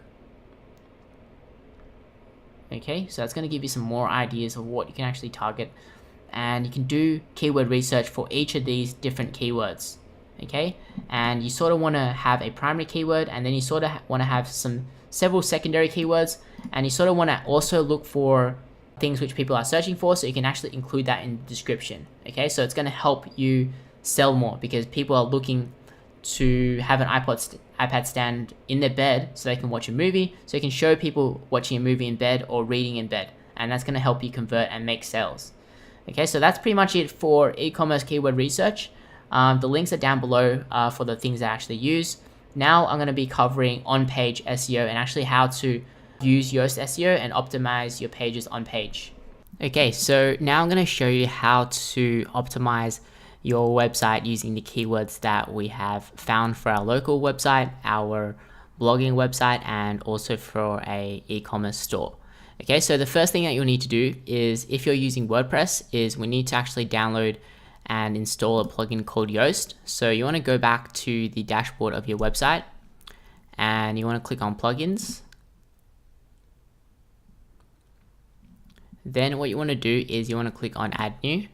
and then you want to search for Yoast, and you want to install that plugin. Okay, and once you've installed it, then you need to activate it. Once you've done that, and then you should have installed your Yoast plugin, which is here. Okay, then we can go to general. So this is the plugin, and I can show you how to configure it. So click on the open configuration wizard again, and then here you can configure it just by clicking that. Option A, selected, click on next. So select what type of website that you're running. You might be a blog, an online shop, or a small offline business, or you can select something else. Okay, so I'm going to select this one for now. Click on next, and then here just put your name, doesn't really matter. Click on next. Okay, so here you can actually put in your social media profiles as well if you have them, and once you've done that, click on next. Here generally I leave everything as default. So what it's asking you is, do you want search engines to actually show your blog post pages? This is something to do with the theme layouts. I don't want that to be shown. Okay, so that will be no and no, and products I want it to be yes. Okay, click on next. Here, do you have multiple authors? So for example, WordPress, you can actually have, you know, different people managing your website. Then if you do, then you can select yes, but I'm going to select no for now. Click on next. Here, what you want to do is you want to connect it with the Google Search Console. So basically what you'll need to do is you will need to add your website to the Search Console, and then you need to authenticate it. Okay, so basically we're going to open this in a new tab. Okay, here's instructions on how to do it. So click on Google Search Console, and then what you want to do is you want to add a property. Okay, so we're going to copy over our URL here, paste it in there. Okay, so I've actually installed the WordPress on this extension, okay, because I've actually got something on the main domain. So normally yours one would be yourname.com. Okay, click on add, and then it basically needs you to actually verify the ownership. Okay, so what you can actually do is you can download this HTML file, and what you need to do is you'll need to actually upload the file to your website servers. Okay, so you need to do this by actually going into your cPanel and uploading this file there. Or you can click on alternate methods. Okay, so you can actually add a meta tag to your site's homepage, right? So what you can do is click on that, and then for example here, copy the meta tag below. So I'm going to copy that, and you want to go to the head section of your website or before the first body section of your website, and then click on verify.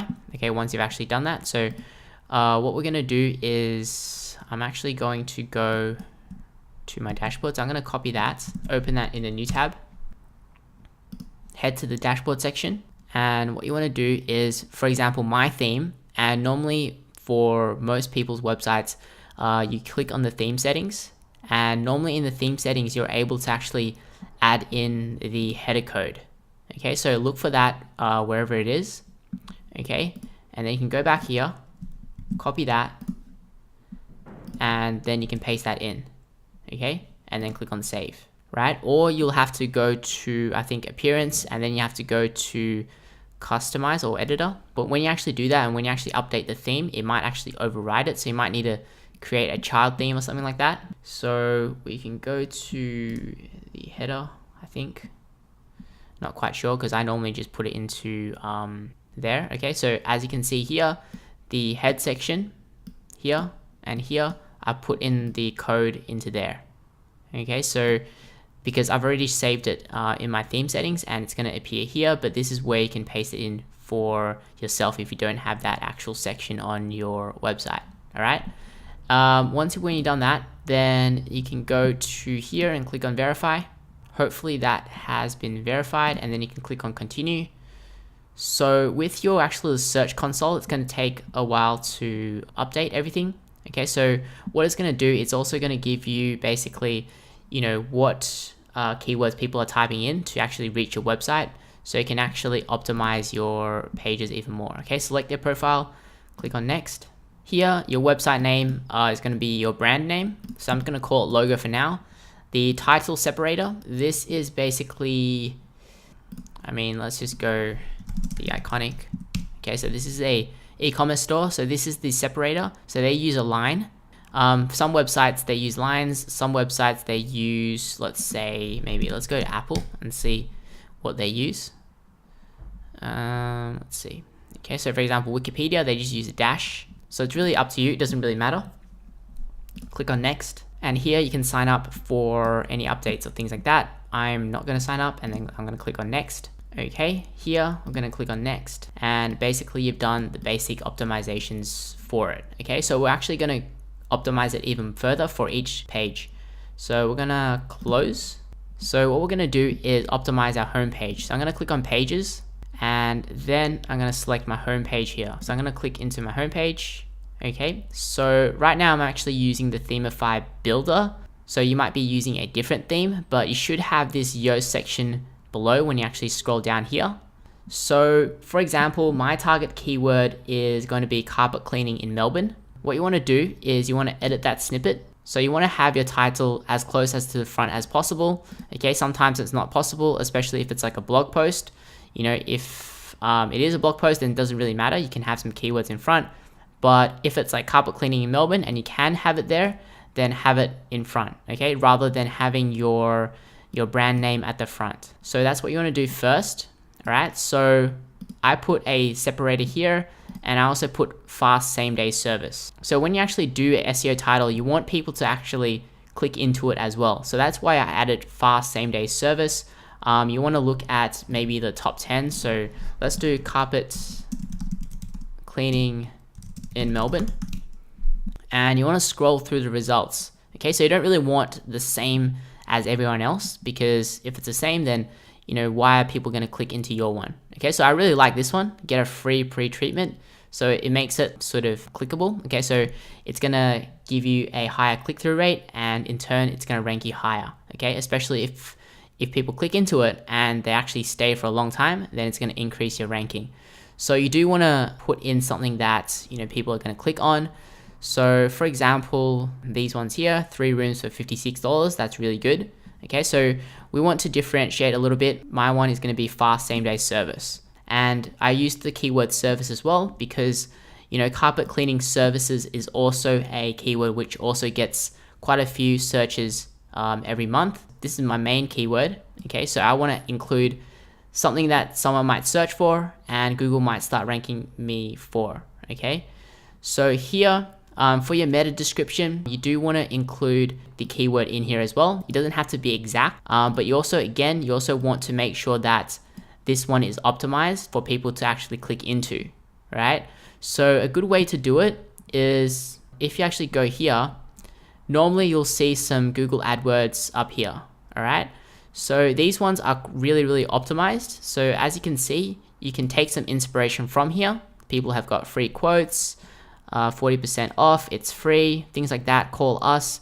So you want to take some inspiration, use some of the keywords and include it into your own meta description while also having your keyword in here.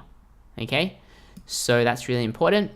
And you can also put in your focus keyword in here. Okay, so when you actually put in your focus keyword in here, the Yoast plugin will actually help you try to, you know, optimize, and it'll go through its own checklist and it'll help you optimize it. Okay, so as you can see, it says the focus keyword doesn't appear in the first paragraph of the copy. Okay, so on the actual content of the website, we haven't actually added that to the first paragraph. Okay, you don't have to get every single one correct, but try to get like 80 to 90% of them optimized. So once you've actually done that, okay, so you can actually, let's click into the home page and see how I've actually structured it. All right, so what you do want to do is you want to also make sure that if you have a URL here, you want to check your permalink. So let's go to the dashboard section again, and let's just say we hover over here and click on this one here, upholstery cleaning. Okay, you want the keyword in the sort of the URL structure as well. Okay, so to make sure that is set in, you want to make sure that you've set the permalinks on in WordPress. Okay, so hover over settings, click on permalinks, and what you want to do is you want to select post name here. So it actually includes the post and also the page title within the URL. Okay, you don't want something like equals p equals 123, because if people are looking through that on the search engines, it's not going to be very clean. So we're going to go back here.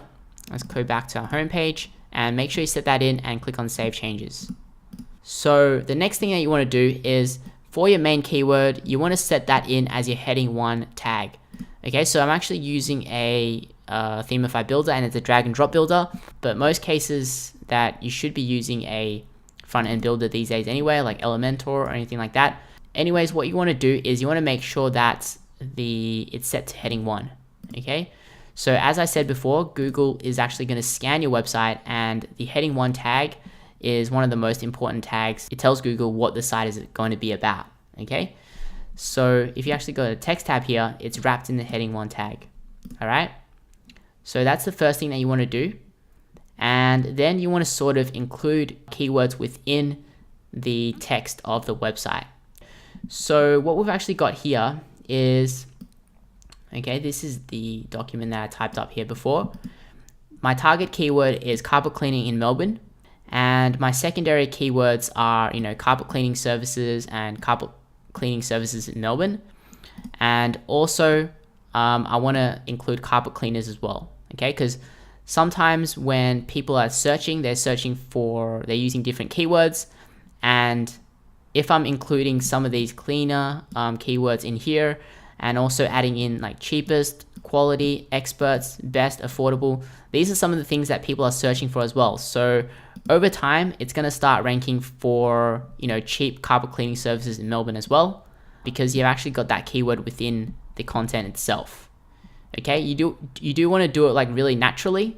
Okay, so what you want to do is you want to write out everything as you would if you're explaining your services to a friend or something like that, and then you want to sort of sprinkle the keywords in here, right? So as you can see here, it's very natural, right? So carpet cleaning in Melbourne, this one is, we ensure your carpets are clean, fresh, and stain-free at an affordable cost. It's very natural. It's not very forced. Like I'm not trying to keyword stuff it in here.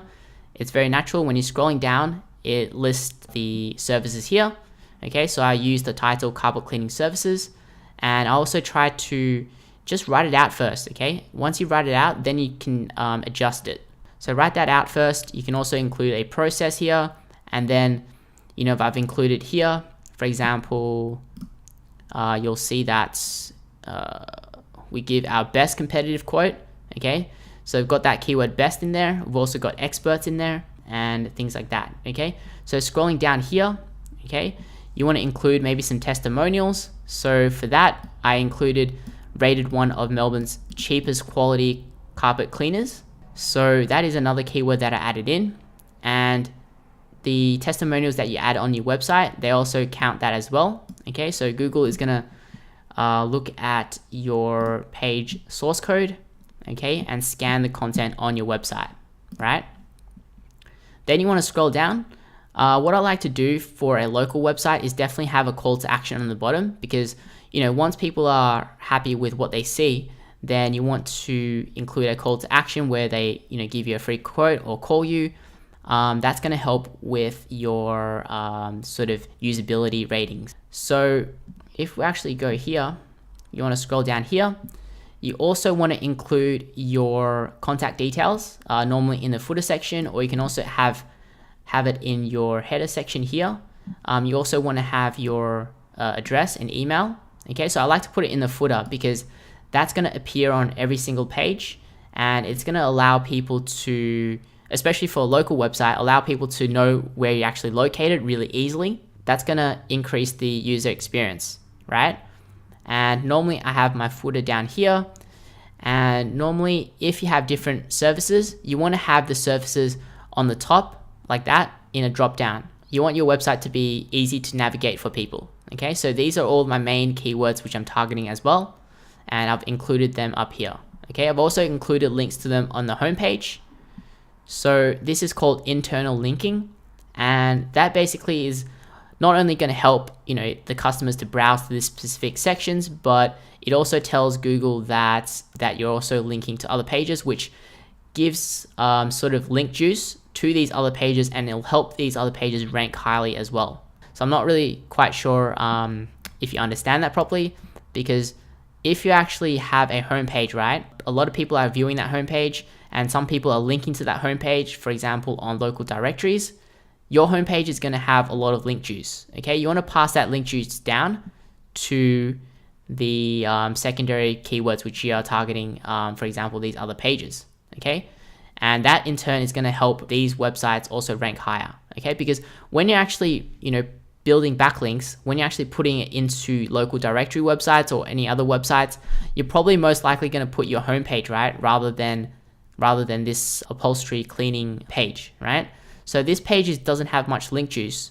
So this one has a lot of link juice. You want to pass it down. Okay, so that's one of the ways you can do it, and that is pretty much it. So some other things that you also want to do is, let's say if you have some images on your page, right?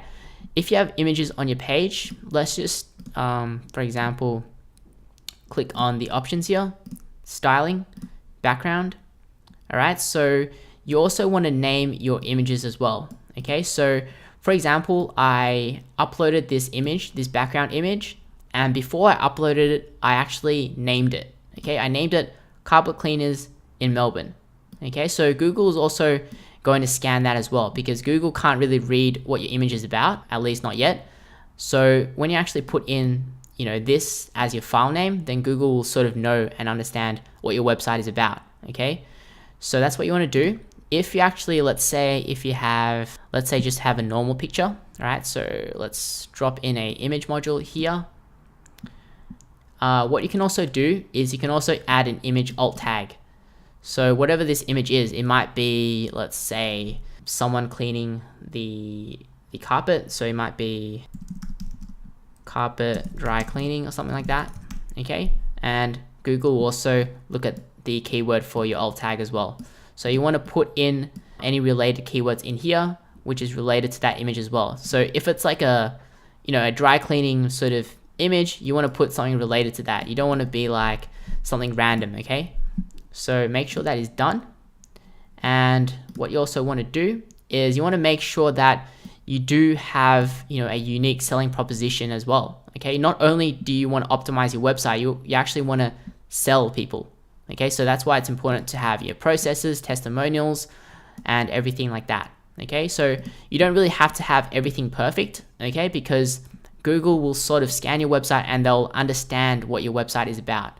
Okay, so it's sort of like, as I said before, it's like, once you have written the content, then you add and sprinkle your website with these keywords. Like, don't overdo it. Okay, if you overdo it, it's like salt. It's going to become too salty and it's not going to be good. So that is pretty much it for the on-page SEO for local websites. Okay, it's very similar for a blogger and also an e-commerce store, but I'll also go through that as well. So let's go through that. I'm going to close this. Now, what you want to do is you want to add a blog post. Okay, so I've already added a blog post, things to do in Bali. Okay, so this is the blog post here. All right, so I've just got some lorem ipsum text, but I'll sort of show you how to optimize it properly. All right, so you've got your image here, you've got your title here. All themes are sort of different. This is what mine looks like. So what we're going to do is click on edit post, and that's going to take you to the back end section here. And this is where I actually add in content, right? So the first thing that we're going to look at is adding in the title, right? So your target keyword might be things to do in Bali, okay?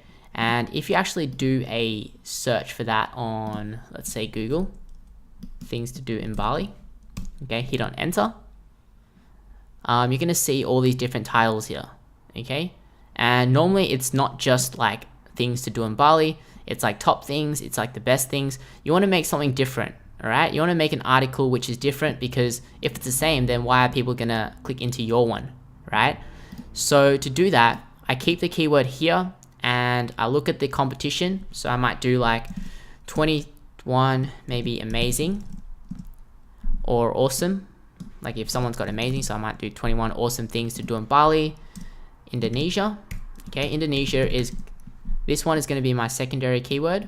Okay, and once you have that, then you want to make sure your permalink is things to do in Bali or something like that. Okay, sometimes it's not edited. You can actually click on edit and make sure it has something to do with your title here. Okay, you don't have to have the exact same one because that's gonna look too spammy. Okay, so I like it like this. Okay, so if my title is 21 awesome things to do in Bali, Indonesia, then the title can be just like that, right? It doesn't have to be 21 awesome things again. Okay, click on OK. Then you want to scroll down. Now for your content section, what you do want to do is you want to scroll down first, all right, to the bottom, okay, to the Yoast SEO, and you can put in your focus keyword. So your focus keyword might be things to do in Bali, right? And here you'll have the improvements and also some problems of what you actually need to do, right? So you can actually go up here, and the first thing that you normally want to do is include the keyword within the first paragraph. Okay, so you might be like, you know, in this post I'll be giving you my top 21 awesome things to do in Bali, Indonesia. Okay, I'm not gonna go through like how to actually write. Okay, I'm just showing you that once you actually make some changes here, then normally it's going to update here as well. Okay, so as you can see, the focus keyword appears in the first paragraph of the copy. So you can sort of follow all these different improvements and also the problems here. Okay, so as you can see, the exact match keyword density is too low. Okay, so I haven't actually created the article yet, but you know, once I've actually written it out, then it should be quite decent. So that shouldn't be a problem. The meta description, we haven't done that yet. Okay, internal links, I'll show that later. We're gonna go up here, and here you want to edit the meta description, right? You can click on edit snippet, and you can delete these things and actually edit it sort of manually. You can delete it if you want to, but I'm going to keep it as is. So this is basically the default. Okay, so it's going to take the title of the page and then put the separator there, and then you've got the site title, which is the logo, right? So you want to change the meta description here. Again, you want to sort of change something different to what you actually see here, but you also want to try and include the keyword in there as well. Okay, so it might be like it's going to take some time, so let me think. Thinking of visiting Bali, don't go before you read this amazing guide for the best 21 things to do in Bali, Indonesia, and then maybe read more here or something like that. Okay, so thinking of visiting Bali, don't go before you read this amazing guide for the best 21 things to do in Bali. So I've included the keyword in there. You don't have to have it exactly again, but try to include a variation of it. Okay, so when you've actually done your keyword research, right, you should have, you know, other keywords which you can actually include in the meta description as well. Okay, so I've included Indonesia there as well because that's my secondary keyword sort of. And here, internal links. So internal links is because, you know, if you're writing an article, you can actually do internal links by clicking on this thing, clicking on the settings here, and you can link it to existing content. Okay, so if you actually have a, let's say you might be like, you know, referring to like the best hotels in Bali, right? You have an article about that. So you want to link it to that, right? Because it's going to help the user as well. And it's also going to tell Google that, you know, your page is quite a good resource, especially if it's linking out to external pages as well. You don't want to just link to your own blog post, right? You want to link to whatever is useful for the user. Okay, you don't want to overdo it, but you want to try and include some. Okay, so once you've done that, then that would be fixed as well. And as you can see, this is no outbound links. Okay, when you actually put in outbound links, then this will be ticked. Okay, for the images here, okay, what you want to do is once you actually add in a featured image, so let's say this one here, I've also named this image as well. So this one is Bali rice fields. I've named it, okay, because that is a rice field, I believe. And you can also include an alt text here. So maybe this one is, you know, person in Bali rice fields. Okay, and then click on set featured image. Now you don't really have to have it exactly like things to do in Bali.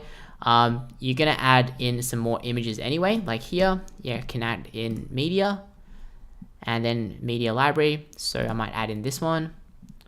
The alt text, let's say we do like things to do in Bali. Now this is gonna tick it, okay? So I'm gonna insert that into the post as in a full size, insert to post. Okay, when you're actually done that, then this should also be ticked off as well, okay, here. And you can just follow each of these things to actually optimize your website. It's really easy.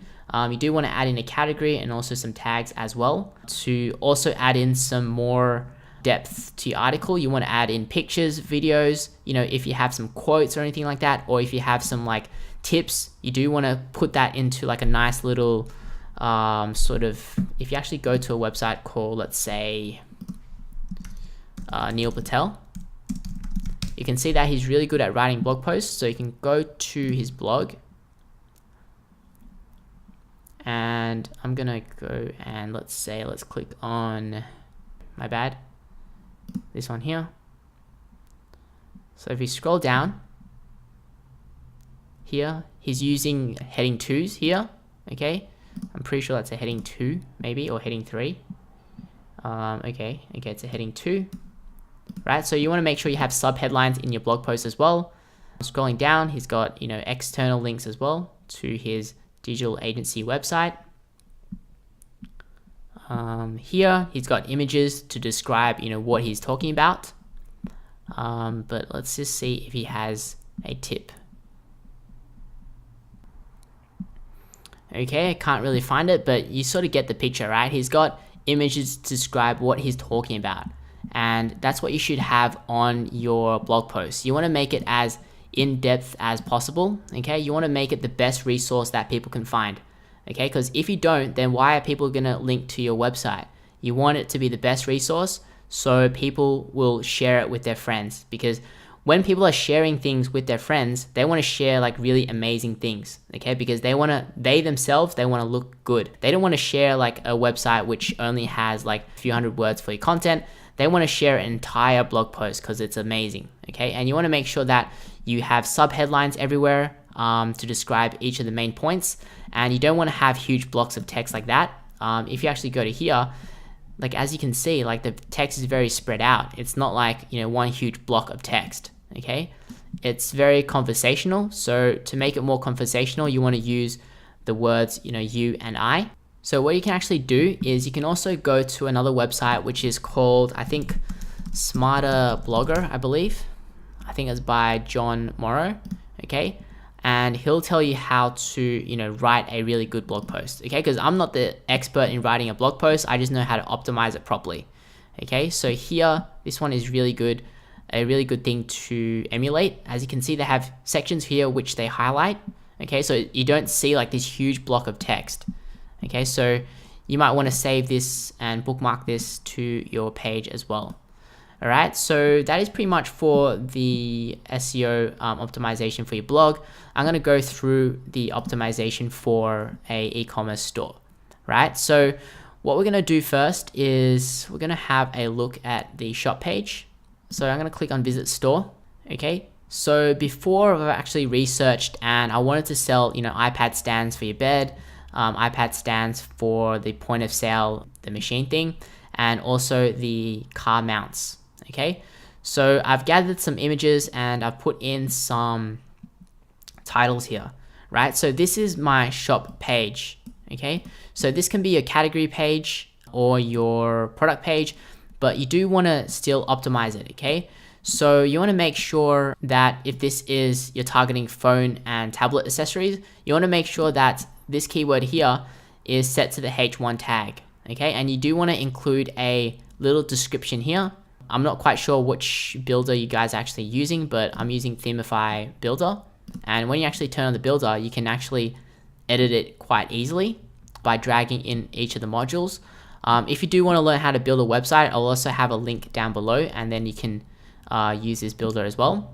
So you can double click on that. So you want to make sure this one is set to heading 1, and you want to make sure that you have, you know, like a 300 word description, either on top here or on the bottom here. Okay, so for example, a really good example is this website here, the Iconic, and I'll show you quickly. So I'm going to close that, and if we actually click into that, then they have their heading 1 tag here, which is men's bags. You can inspect that. That's heading 1. Okay, and if you actually scroll down below all these products here, they have a description here. Okay, so they have maybe a 300 to 400 word description, and they're also linked to other pages as well. So this is really good internal linking structure, as well as adding some content here so Google knows sort of what this page is about. Okay, so that's what you want to do here. You want to add some text here. So let's say we actually click into the product as well. So I'm going to show you how to optimize the product, okay, and everything like that. So you want to click on edit product. So for this one, I'm targeting iPad stand for bed. Okay, so you want to make sure that's in the title section, and you also want to make sure that it's in the permalink here as well. Okay, it doesn't have to be exact. So for example, I've got iPad stand for beds or something like that. I've just got iPad stand bed. Okay, and here is your long description normally. And what you want to do is, before, when we were actually researching for the keywords, e-commerce keywords, we've actually found some keywords which were sort of related. Okay, so here we've found keywords for, like, for example, you got holder, you've got, you know, watching movies in bed, iPad holder for bed or sofa. So people are looking for iPad stands for this reason, right? So you want to include that within your content, because that's what people want to have that product to actually solve, that problem. Okay, of, you know, they don't want to hold their iPad all the time. They want to have it, you know, in a stand so they can watch it in bed with their partner or by themselves or whatever. Okay, so what you can actually do is you can actually include that in the content here. And let's say the perfect iPad stand for watching movies and reading, right? You don't have to have the exact thing keyword here, but you can actually set this to the heading 2 tag or something like that. Okay, and then you can use, you know, different keywords within the content. For example, sofa, bathroom. People might be searching iPad stand for table, so I've included that in the content as well. Also, you want to include any of the, you know, main features as well. And also, people are also searching for iPad stands in Australia, so you might include something about how it's manufactured in Australia, or it's an Australian company or something like that within the content. Then you want to make sure you select the category. So I've set it to iPad stands and mounts. Here you can include some tags, which is maybe the brand name or the size.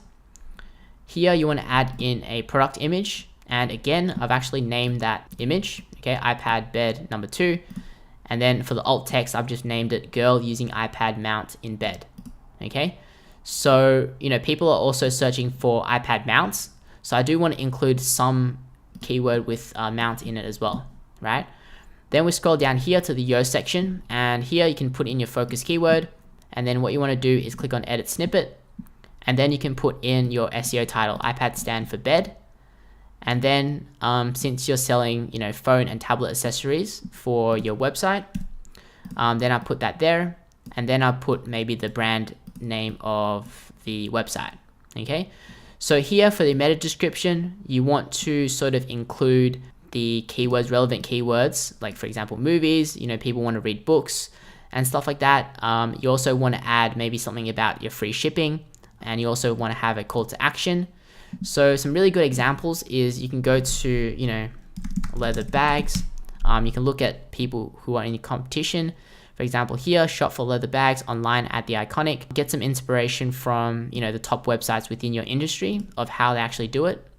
Okay, so for example, you might also do, you know, online as well, or buy within the title as well, because that's what people are searching for. All right, so maybe iPad stands accessories online. Maybe you could do buy as well. So that's going to help you rank for keywords if people are actually searching for buy iPad stands for bed. Okay, so I might add that into my title as well. I've done that for my meta description. So it doesn't have to be, 100% everything, okay, but you want to try your best. I've also included additional images, which I've updated the alt tags and everything like that. Scrolling down here, follow all the improvements necessary and also the problems or whatever you need to do. As you can see, you probably want to add some more information here. You want to add some images as well or some videos. Here is your short description. So I've included the keyword in here as well, but I didn't include like exactly. So I did like, this is a newly designed iPad stand which can be used in bed. You don't have to do it all the time exact, okay? Even though it might say here, and you might, you don't really need to add, outbound links or anything like that, but you can add some internal links if you want to, because it is a product page. You don't really link to a competitor's website, right? So you don't really need to do that. And then you can hit on update and we can view that page. So let's view that page. Okay, just like that. That's pretty good. And then what you can actually do is once you actually hover on top here, you'll see that the title is changed to buy iPad stand for bed, phone and tablet accessories online. All right. And what you want to do is you also want to optimize the category pages as well. So I'll show you where to actually edit that for your website. So this is my category. My category is iPad stands and mounts. What you want to do is to edit that, you can go to here, click on products, and here you can click on categories. So normally for a category page, you won't be able to edit that with your builder. You can edit it here though. So you can click on edit for that category. Scroll down and here you can add your description. Okay, so for the category page, I'm targeting iPad stands and mounts. So I'm sort of targeting two keywords, okay, because these ones are sort of really similar, right? Stands and mounts. So I'm going to target them both. So if you actually search for, let's do iPad stands into Google, you'll see that some have stands and mounts as well, right? iPad case and stand, stands and holders. Okay, so it's fine if you target both of them like that. You add a short description here. Okay, this is where you do it. You want to set this one to the heading 1 tag. All right, and then you can add some keywords in there and maybe you can link out to several of your pages, okay, your internal pages. So I've pretty much done it for this other product as well, iPad stand for point of sale. And that is pretty much how you sort of optimize for your e-commerce store. Okay, so if you're using any other, e-commerce platform like Shopify, the formula of optimization is pretty much the same. You want to have, your title optimized, your URL, your meta description, your H1 tag, and within the content itself, and also images. You want to have the alt tags and also the file names. You do want to have some internal links or external links, especially if it's like a blog post or something like that. But if it's like a product page, you don't really need to. You can just link internally and you can take a look at, what other pages are doing within your industry as well. So what I'm going to walk through now is basically where to find, backlinks for your website. Okay, so in this section of the video, I'll be talking about off-page SEO, which is basically getting backlinks to your website. So backlinks are essentially, links that will point to your website. So for example, if I go to travel blogs, I do a Google search, I click on the first result. So on this blog post, they'll have a link to these different blogs. Okay, so this is what we call a backlink. Now, the more backlinks that you have, normally the higher you'll rank, assuming that you get backlinks from quality and also relevant domains, right? So this is, I think a expeditioner, so maybe a blog about travel, okay, and it's linking to another travel blog, so it's quite relevant, okay? So you don't want, if you're a local business about carpet cleaning, you don't want a website which talks about, dog training or something like that. You want a website maybe from a local directory You want a website that maybe talks about homes, how to renovate homes, or like maybe let's say a real estate website or something like that. You want something that is relevant, okay? So I'm going to show you the easiest way to get backlinks. So I think you guys should have the SEMrush 7-day trial. So hopefully you guys can still use that. Let's just say for a local business, we're going to do carpet cleaning as an example. Just type that into Google and we're going to get the competitors' backlinks, right? So this is the top 10 results. And what you can do is you can open some of the links in new tabs, just like that. Okay, and we're going to try and get links that our competitors have got. Okay, so we're going to copy the URL and we're going to go back here. We're going to go to domain analytics, click on backlinks, and what you want to do is paste in the URL into here. Okay, I'm going to delete everything except the name plus the .com.au and then click on check it. So here is the total amount of backlinks, 1,100. The unique domains, so the unique websites are only about 100. So that means that they've got links from about 100 unique websites, but they might have links on several pages of that unique domains. That's why they've got more backlinks than the referring domains. And if you're a local website, you do want to actually get most of your links from Australia, but sometimes you can't help it. So this is the backlink profile, and you'll see that there is a follow link and a no follow type of link. Okay, so normally you do want to have more follow links. The reason why you want follow links is because Google will actually pass the link juice from that website to your website. So no follow links, they don't pass any link juice. Okay, so you do want a variation though, okay, because you want everything to be natural. So I think maybe 80-20 should be okay. So if we scroll down here, you'll see top anchors. Now anchors are, it means the anchor text, right? So to show you guys an example, let's say for example here, it says 1 mile at a time. That is the anchor text, okay? And if you actually hover over it on the bottom left, that is the URL that it's linking to, okay? So normally you want the anchor text to be the keyword that you're targeting. So let's just say you're targeting carpet cleaning in Melbourne. Then you want some of the anchor text to say carpet cleaning in Melbourne, okay? But you do want to keep everything natural, okay? So most of the time you might have just the URL itself, link, click here, website, and then you might have a few, which is like carpet cleaning Melbourne, carpet cleaning services. You don't want too much of that because you don't want to over optimize it. So to check the actual links, you can actually go and click on the backlinks tab up here, and you can scroll down and you can filter it by follow and no follow. Let's just click on follow, and what you can do is you can see the PS here. This stands for the page score. Okay, so obviously the higher the better, and this is the trust score. Okay, the higher the better as well.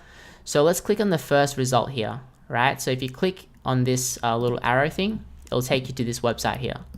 Okay, so as you can see, the website name is find to local. So this looks like a local directory. Okay, so if you're a local business, then you probably want to register. Okay, so normally it's free to register. You just fill in your details and register, and then you can put in your name of your business, the address, your phone number, and also email, and also a URL to your website, including maybe an overview of what you actually do.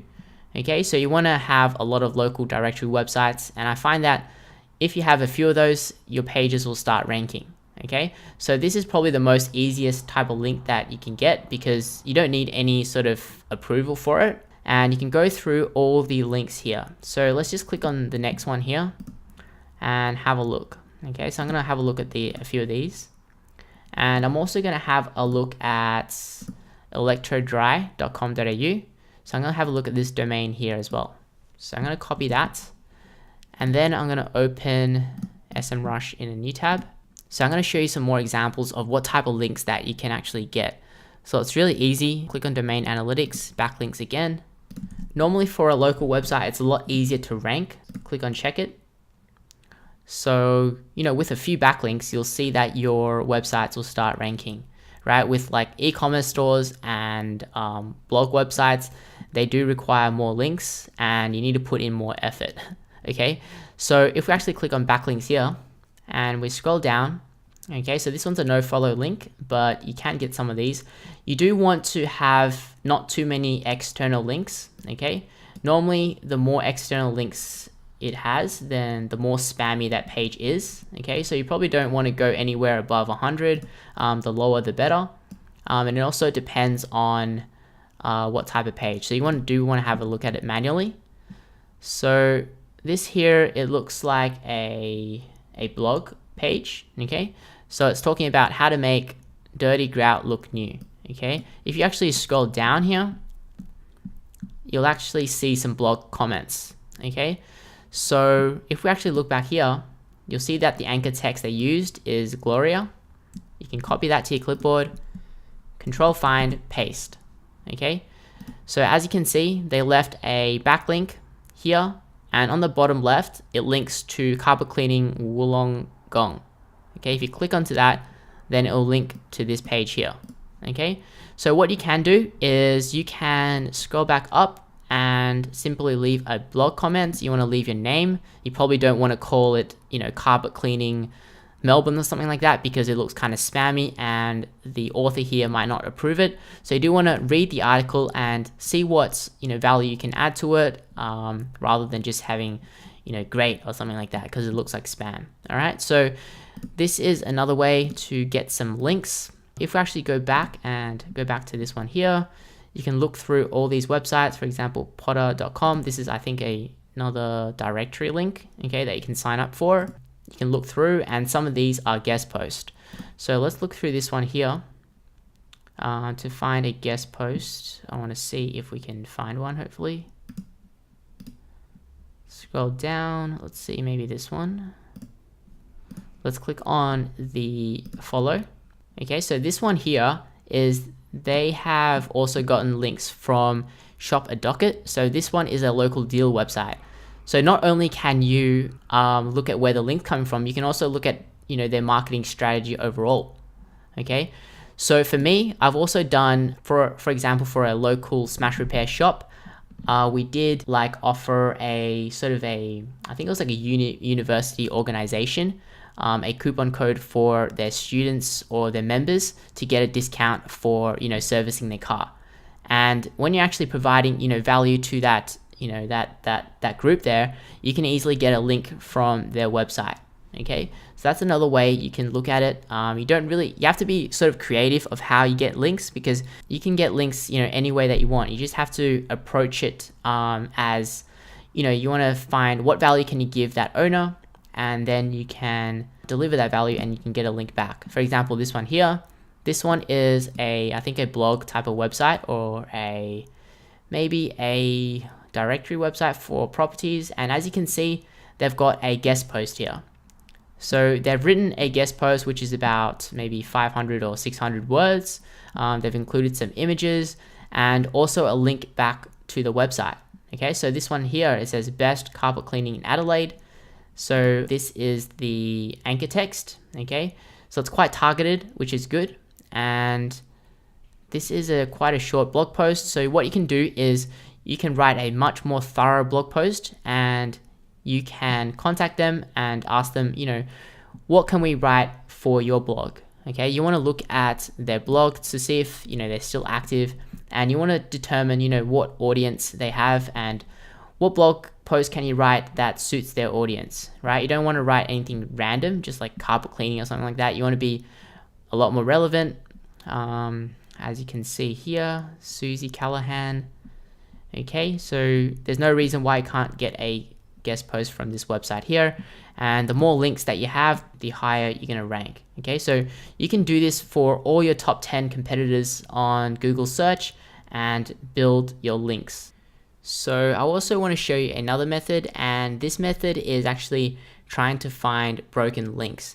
So broken links are basically pages which are not live anymore. So sometimes a blog might be linking to a page which might not be alive. For example, that owner has forgotten to renew his domain, or he might have shut down his business and website, and that blog is actually still linking to them. Okay, so for example, if you're a travel blog, then I would do you would do apostrophe travel. Okay, if you're in maybe the finance niche or anything like that, you might type in finance, click on plus, type in plus apostrophes and do resource page. So we want to try and find a travel blogs resource page. All right, and what you want to do is you want to click on a few of these to check, because most of the time they should be actually alive, the links, but sometimes you can actually find websites which have quite a lot of broken links. Right, what you actually want to do is download the Chrome extension called Check My Links, install it and make sure it's actually activated here, and then you can click on it. Okay, so I'm going to click on it for all of these websites. So it's going to run here and check the links. Okay, so this one here is, I think, a travel blog about Peru. Okay, so it's scanned the whole entire website to find whether or not, okay, are these links here pointing to an actual page, or are they pointing to a error 404 page, which will give an invalid link. Right, so these are all valid, so I'm going to close the tab here. So with this website, you'll actually see 31 invalid links, right? So they have some broken links. So what you want to consider now is, all right, is this blog appropriate for your own blog, right? Do you actually want a link from this website here? So if it's actually like a travel website and you're a travel blog, and if you actually look here, or you might be a insurance company or anything like that, then what you could do is you could email them and say, okay, this link is not live anymore. Do you actually want a link to me, because you're actually a travel insurance company as well, and most likely they will actually accept that and change that link. So the basic concept here is the website is like a house, and broken links are sort of like leaking holes, right? And it's like leaking water. Okay, and you found that for them, and you've actually found the piece of the puzzle where they can just plug it back and stop that leaking, right? So most of the time they'll actually change that for you. For this one here, it seems like these websites are working, but I think they're actually trying to link to their own domain. So I'm going to actually close that one. Here you've got one invalid link. Okay, so as you can see here, he's talking about visas, and that you can actually go to this resource here to get an overview of sort of when you actually need a visa, okay, when you're traveling. So perhaps on your travel blog, you could create a infographic or a blog post about, which visas you need to get, okay? And then you could contact James via email and say that you have this resource, visa mapper is actually down, so we want to actually see if it's actually working. Okay, so as you can see, it's not working anymore. So you could email him and say that you have a better resource that perhaps he can link to, right? We want to close that, and we want to have a look at these other ones. Okay, so this one has 69 invalid links, right? So I'm not quite sure about these ones here, but I want to look through here. All right, so this one here is invalid. So this is a Indian car hire company. All right, so this one's not found. If you're a car hire company, then perhaps you can email them and say that this link is broken. Would they consider linking to you instead, right? Scroll down.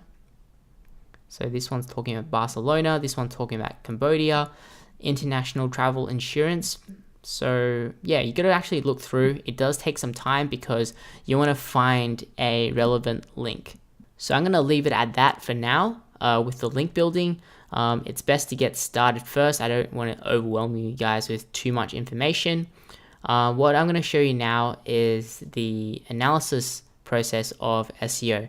So I'm going to show you how to track your keywords and see what they're ranking for, connect it to Google Analytics, which is really, really important for your website, because then you actually know, okay, what people are doing on your website and you can see, you know, the bounce rate and things like that. So you can see whether or not people like your page or not, and then you could change it, change the wording, change the images, update it, and stuff like that. Okay, so if you actually want to track your rankings for your keywords for your actual domain name, you can go back to your SEMrush account, and then you can click on projects here. All right, so we're going to look for position tracking. You can click on that.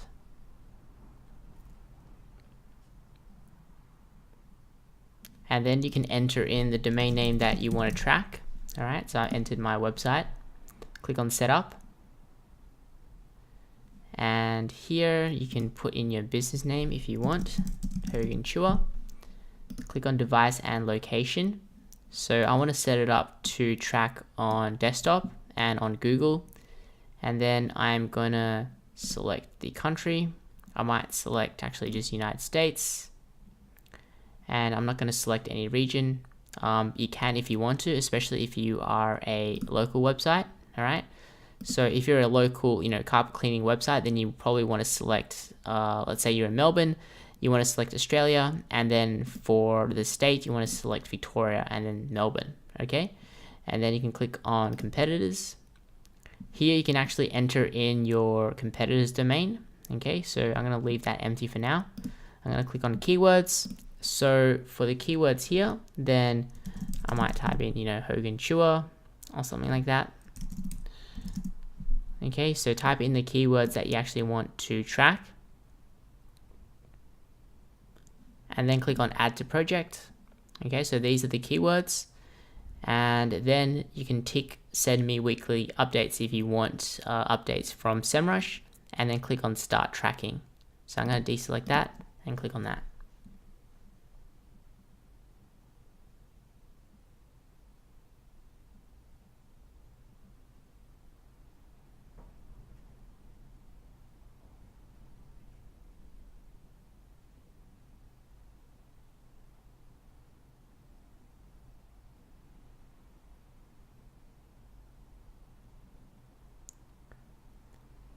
So that's going to start tracking your keywords.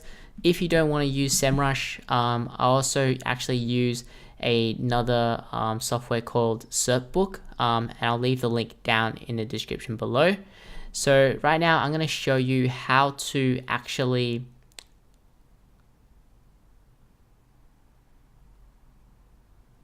connect your WordPress website with Google Analytics.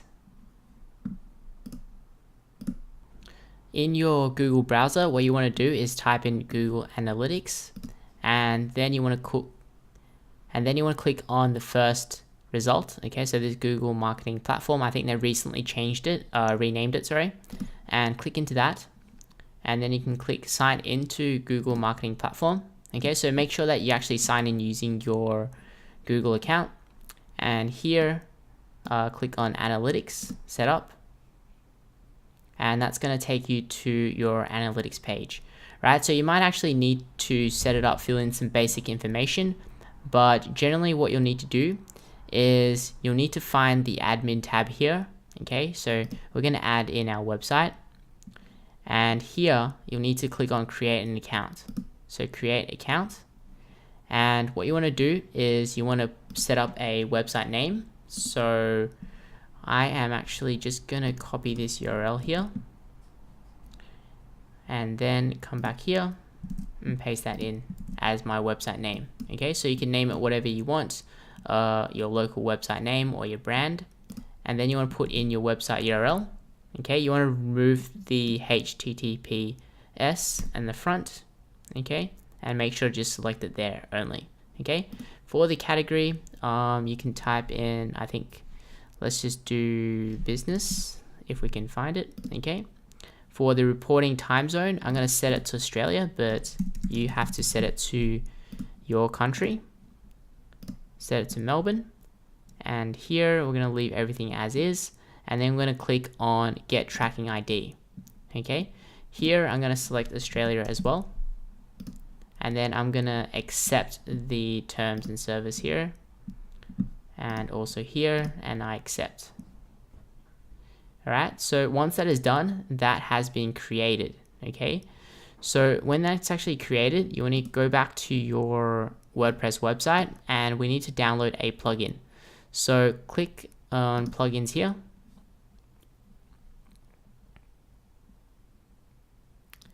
And then what you need to do is click on add new.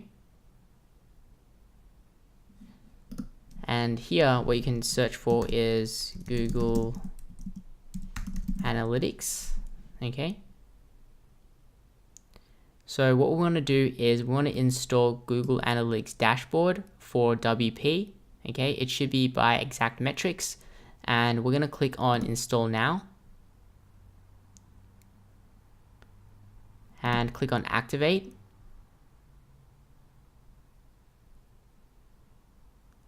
And then what you want to do is you want to look for Google Analytics on the left hand here. You can click on general settings and we want to authorize this plugin by clicking on that. And here we'll want to click on get access code. Okay, so make sure you've actually added in your website URL here and click on get access code. Okay, select the website.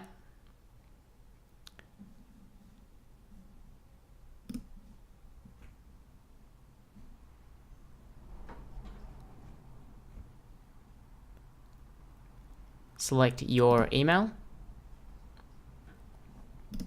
Click on allow. And this is the code that you want to copy.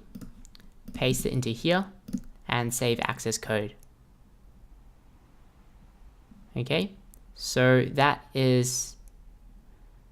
will be selected normally, your website, and then I'm going to click on lock selection. And then what you can do is click on save changes. And I think I want to click on the tracking code here. And what I want to do is I want to look for exclude tracking tab here. And I want to exclude tracking for the administrator. So basically when you're actually accessing the website, it's not going to track, how many visits or how many pages you actually visit and things like that. I'm actually going to select, okay, everything except the customer, and then click on save changes. And that is pretty much it. And then when you actually click on dashboard, you'll actually see the dashboard here where it can give you an actual overview of how many people are visiting your website, how many users are visiting your website, how many pages in total you're getting every day, or last 14 or 17 days, and also the bounce rate as well. The bounce rate basically means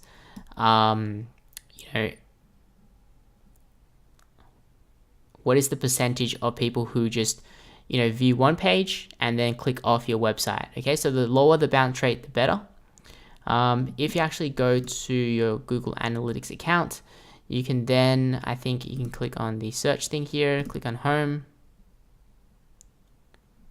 and here it's going to actually show you the website data in more detail. Okay, so you can click on audience and all these different information. So I'm not going to go through this because this can be a whole nother video.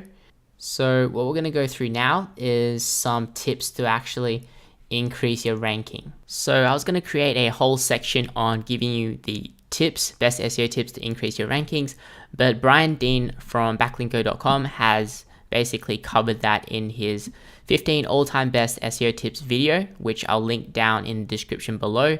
This is really good, but some of the things that he's referring to, we've already covered that, but there's also some bonus information there, which I think is really useful. And on his channel, there's also a lot of stuff related to getting traffic and SEO as well.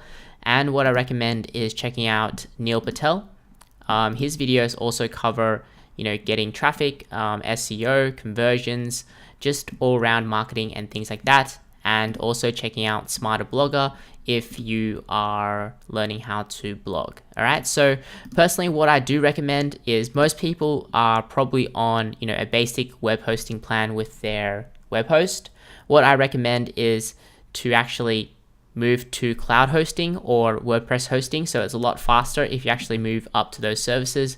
You could say web hosting is a good place to start. It's sort of like a Toyota, but like cloud hosting is like one step further. It's like a BMW, okay? So you probably don't really need a dedicated server, which is like a Ferrari yet, because you're probably not getting that much traffic yet. But if you actually do, then that's what I recommend as well. So a faster website will mean a greater user experience for your customers and visitors. I personally also use a service called Max CDN. So this is a content delivery network, and it basically helps deliver the website's content to the actual user faster, okay? And so let's say I have a website in Australia, then I'll actually need to purchase a zone in Australia. We want to get more locations, okay? So it's actually $15 a month, okay? So this will basically help deliver the content to my Australian customers a lot quicker, but it is $15 a month, okay? Because increasing the speed is gonna help with the user experience. Once people, check out your site on their mobile or on desktop, it loads really quickly, and that's gonna improve your ranking over time, okay? So that is pretty much it for this SEO video. Hopefully you guys have enjoyed it. If you have, make sure to leave a like. If you have any questions, drop a comment below and subscribe. Thank you.